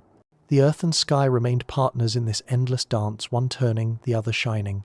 For the emerging minds among them, the heavens became something more than a clock. They became a mirror for thought itself. To look upward was to imagine beyond. The first dreams, perhaps, were made of stars, fragments of light drifting through the sleeping minds of early primates, filling them with shapes and stories they could not yet tell. When the first humans finally arrived, they would inherit this instinct, the need to connect what is seen above with what is felt within. But even before language, the mammals of the world were already participating in this communion, each in their own quiet way. There is a softness in thinking about this, the idea that before us, countless generations of living beings had already looked up, already felt the movement of the sky as something both vast and familiar. The turning heavens had always been a guide, a reminder that change is not chaos but rhythm, not destruction but transformation.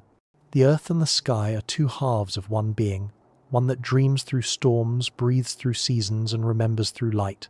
The mammals, unaware of the cosmic poetry they lived within, followed these patterns faithfully.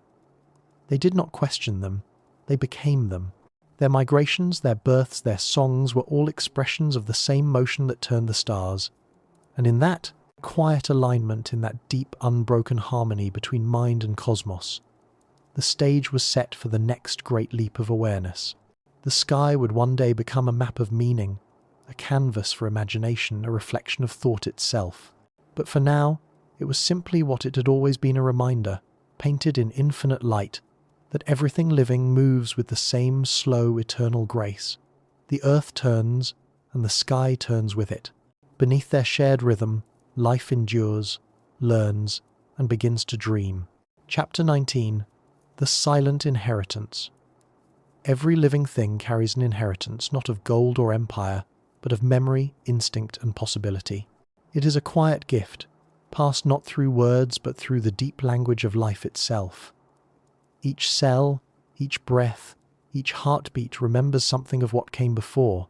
The mammals of Earth, the inheritors of an ancient resilience, carried within them not only the legacy of survival, but the faint echo of all that had shaped the planet before them. It was a silent inheritance, written not on parchment or stone, but in blood, bone, and behaviour. From the first small creatures that scurried beneath the shadows of the dinosaurs to the vast elephants crossing the plains, this inheritance bound them all together. It was the knowledge of warmth, of shelter, of cooperation, the lessons earned through ages of endurance. No mammal learned these truths for the first time. They were born into them, carrying instincts that had been refined by countless ancestors. A newborn calf knows how to stand because its body remembers. A migrating bird finds its way, not through instruction, but through the pull of something older than thought. Even we, with all our complexity, still follow invisible lines drawn by evolution's patient hand. This inheritance is not a chain, but a thread soft, flexible, and unbroken. It connects each living being to the great story of the Earth, stretching backward into depths of time so immense they defy imagination. It is the reason a wolf howls and others answer. It is why a mother feels the ache to protect her young. It is why the heartbeat of a sleeping animal slows when it hears rain. Life remembers not in detail but in rhythm, and rhythm, after all, is memory turned into motion. To inherit the Earth's lessons is to inherit its patience. The mammals learned this through hardship and change. They learned to adapt not once but endlessly. When the forests became grasslands, they changed their diets and their shapes. When the ice came, they grew coats of fur, slowed their hearts, and waited for spring. When predators grew faster, they became cleverer. This adaptability was not something they chose. It was something they received, a living wisdom that whispered, "Endure." In a way, every adaptation is an act of remembering. When a whale surfaces to breathe, it is echoing the first creatures that left the sea for land, and then, long after, returned again. When a bat stretches its wings, it recalls the reptiles that once ruled the skies. When a human hand reaches to comfort another, it recalls the mammalian instinct to care, to share warmth. We are all, in some deep sense, remembering what the Earth has already taught us, that life is not a conquest but a continuation. This inheritance is not limited to survival. It carries emotion as well. The mammals of the world began to feel deeply, to connect through affection and empathy. They learned that cooperation could triumph over isolation, that comfort could heal what wounds could not. These were not new discoveries, but rediscoveries, old truths resurfacing in new forms. The Earth has always favoured connection. The mycelium beneath forests, the coral in the ocean, the social mammals on land, all are bound by networks of exchange. The silent inheritance of life is cooperation. In the quiet dawns of prehistory, this inheritance expressed itself in simple, enduring gestures. A mother grooming her young, a pack sharing food, a herd gathering around a fallen member. These were not the acts of instinct alone, but of memory, the echo of all those who had survived by staying together. Long before words existed to describe love or loyalty, these feelings were already alive, passed down through behaviour that had worked, that had mattered. The Earth remembers through repetition, and so do we. The silent inheritance also carries with it the scars of time, the fears that linger in the nervous system, the startle at shadows, the caution in strange places are remnants of dangers long past. The shapes of our bodies, the patterns of our sleep, even the cycles of our thoughts have been carved by ages of adaptation. Within every living being lies a record of everything that came before a living archive, written in DNA, in reflex, in breath. When we look at an animal and see something familiar, it is because that familiarity is real. It is shared ancestry speaking through form. The planet itself holds this inheritance as well. The landscapes remember where rivers once flowed, where mountains once stood. Fossils lie buried like the Earth's keepsakes, preserved memories of forms that no longer move but still exist in stone. The soil is made of countless generations of life returned to dust, every handful a blend of the ancient and the immediate. To walk across the land is to walk across layers of inheritance, the accumulated memory of a living planet. There is a kind of quiet reverence in realizing how much of what we are is borrowed. Our strength, our intelligence, our compassion, none of it arose from nothing. Every trait has a lineage. Every choice we make is built upon foundations we did not lay. Even the spark of awareness we call consciousness is the product of uncountable small moments of noticing, feeling, remembering gifts from ancestors we will never know. To inherit the Earth is not to own it, it is to carry its memory forward.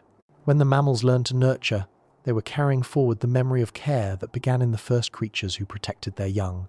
When they learned to think, they inherited the curiosity of those who looked up at the stars and paused. When they learned to mourn, they carried the tenderness of the world itself, the understanding that what is lost remains part of what is. All of these were lessons learned not in a single age, but across the entire history of life. In that sense, inheritance is not only backward-looking, it is creative.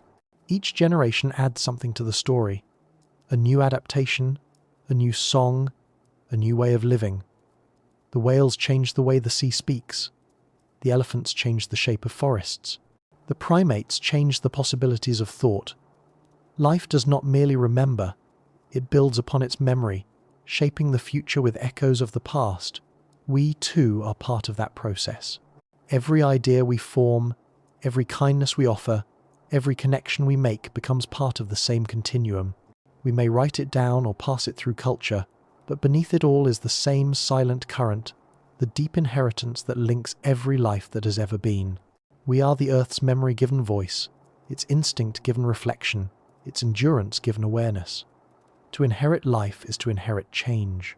It is to be a temporary steward of something infinite, something ancient. And though the inheritance is silent, it speaks through us constantly in our warmth, our empathy, our imagination. The mammals of Earth, from the smallest field mouse to the great whales, all carry this unspoken legacy. They are living proof that survival is not merely the act of continuing, but of remembering. The Earth asks for nothing in return but participation, that we live, that we listen, that we add our own verse to the song that has never stopped.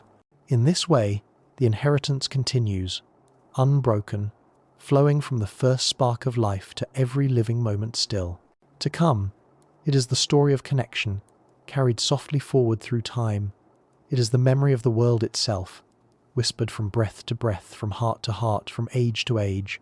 Chapter 20. The Age That Never Ends. Every era of the Earth has been marked by transition, the slow breathing of creation and change, the rise and fall of species, the silent rewriting of continents and seas. But some ages never truly end. They transform instead, folding themselves into what comes next. The age of mammals, which began in the shadow of extinction, was never meant to fade away.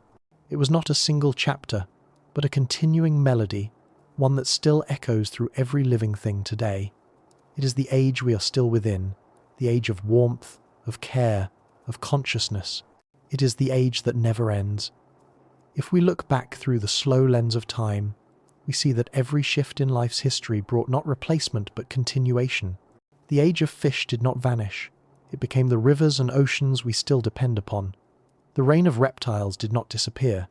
It left behind the birds, the scaled guardians of sunlight that fill our skies. And so too, the age of mammals is not over. It has simply expanded. It has grown to encompass new forms, new minds, new relationships between life and the world that carries it. The mammals that emerged from the ashes of the Cretaceous carried a simple inheritance: to endure. Yet that endurance became something extraordinary. It became imagination, language, love. From small, shivering creatures hiding beneath fallen leaves grew whales that sang across oceans, elephants that remembered the dead, and humans that built fires to keep the night at bay. Each one, in its own way, carried the same pulse, the rhythm of life that refuses to stop, the heartbeat of the earth remembering itself through living beings. The age continues because it is not defined by dominance, but by connection. The mammals learned to live not as conquerors of 2000, their world, but as participants within it. They formed families, communities, herds and pods, networks of care that strengthened their survival. Warmth was their first great invention, and it remained their guiding force.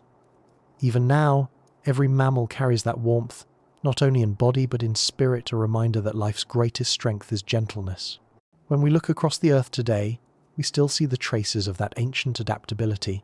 In the forests, small nocturnal creatures move like whispers through the dark, much as their ancestors did 60 million years ago. On the plains, herds gather beneath vast skies, their migrations older than any human story. In the oceans, the whales sing beneath the waves, their songs carrying through darkness and time alike. Even in the frozen silence of the poles, seals and bears live by instincts shaped in the heat of ancient jungles. The mammals have not vanished. They have diversified into every form the earth could imagine. And among them, one species, ours, stands as both continuation and question. We are not separate from the mammals. We are one branch among many, our story braided into theirs. The warmth that fuels our bodies, the curiosity that drives our minds, and the compassion that binds us. These are not inventions of civilization.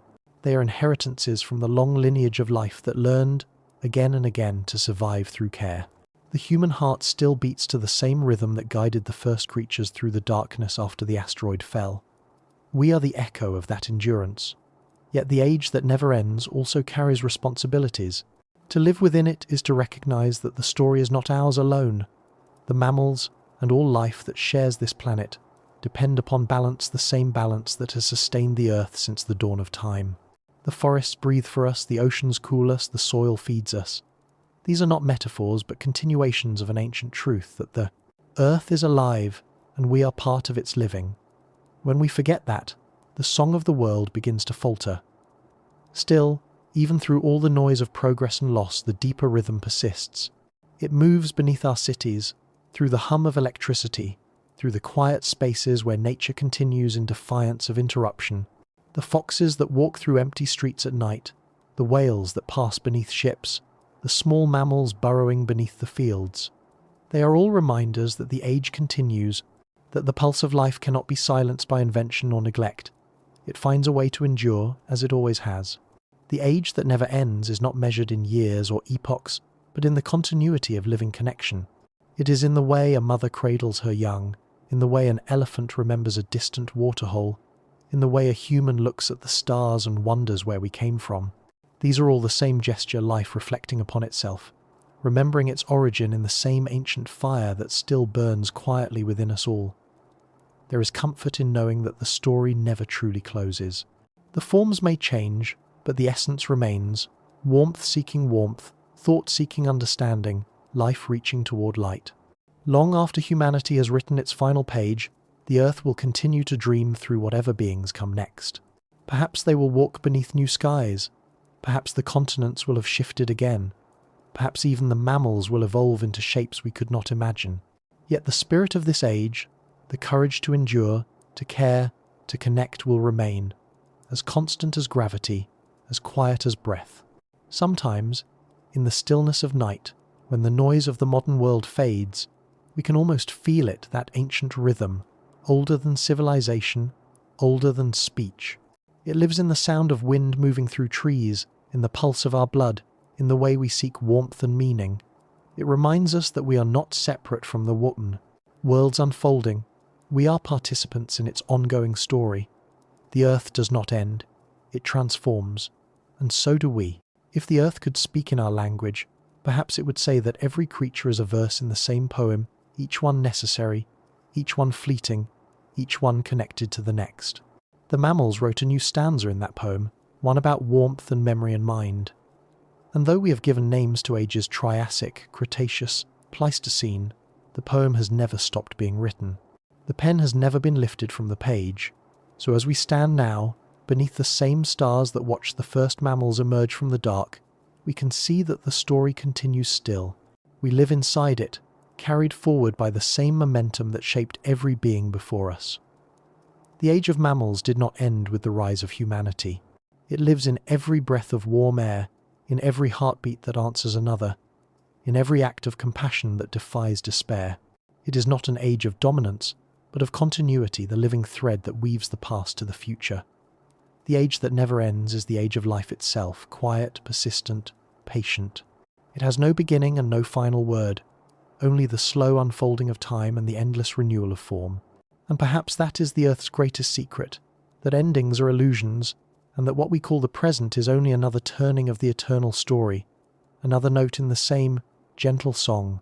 The age of mammals was never just about mammals. It was about the endurance of life, its capacity to feel, to learn, to dream. That song still plays, in the oceans, in the forests, and in us. And as long as there is breath, as long as there is warmth, the music will go on. It is the melody of survival, of connection, of wonder. It is the sound of the earth remembering itself forever, softly, without end.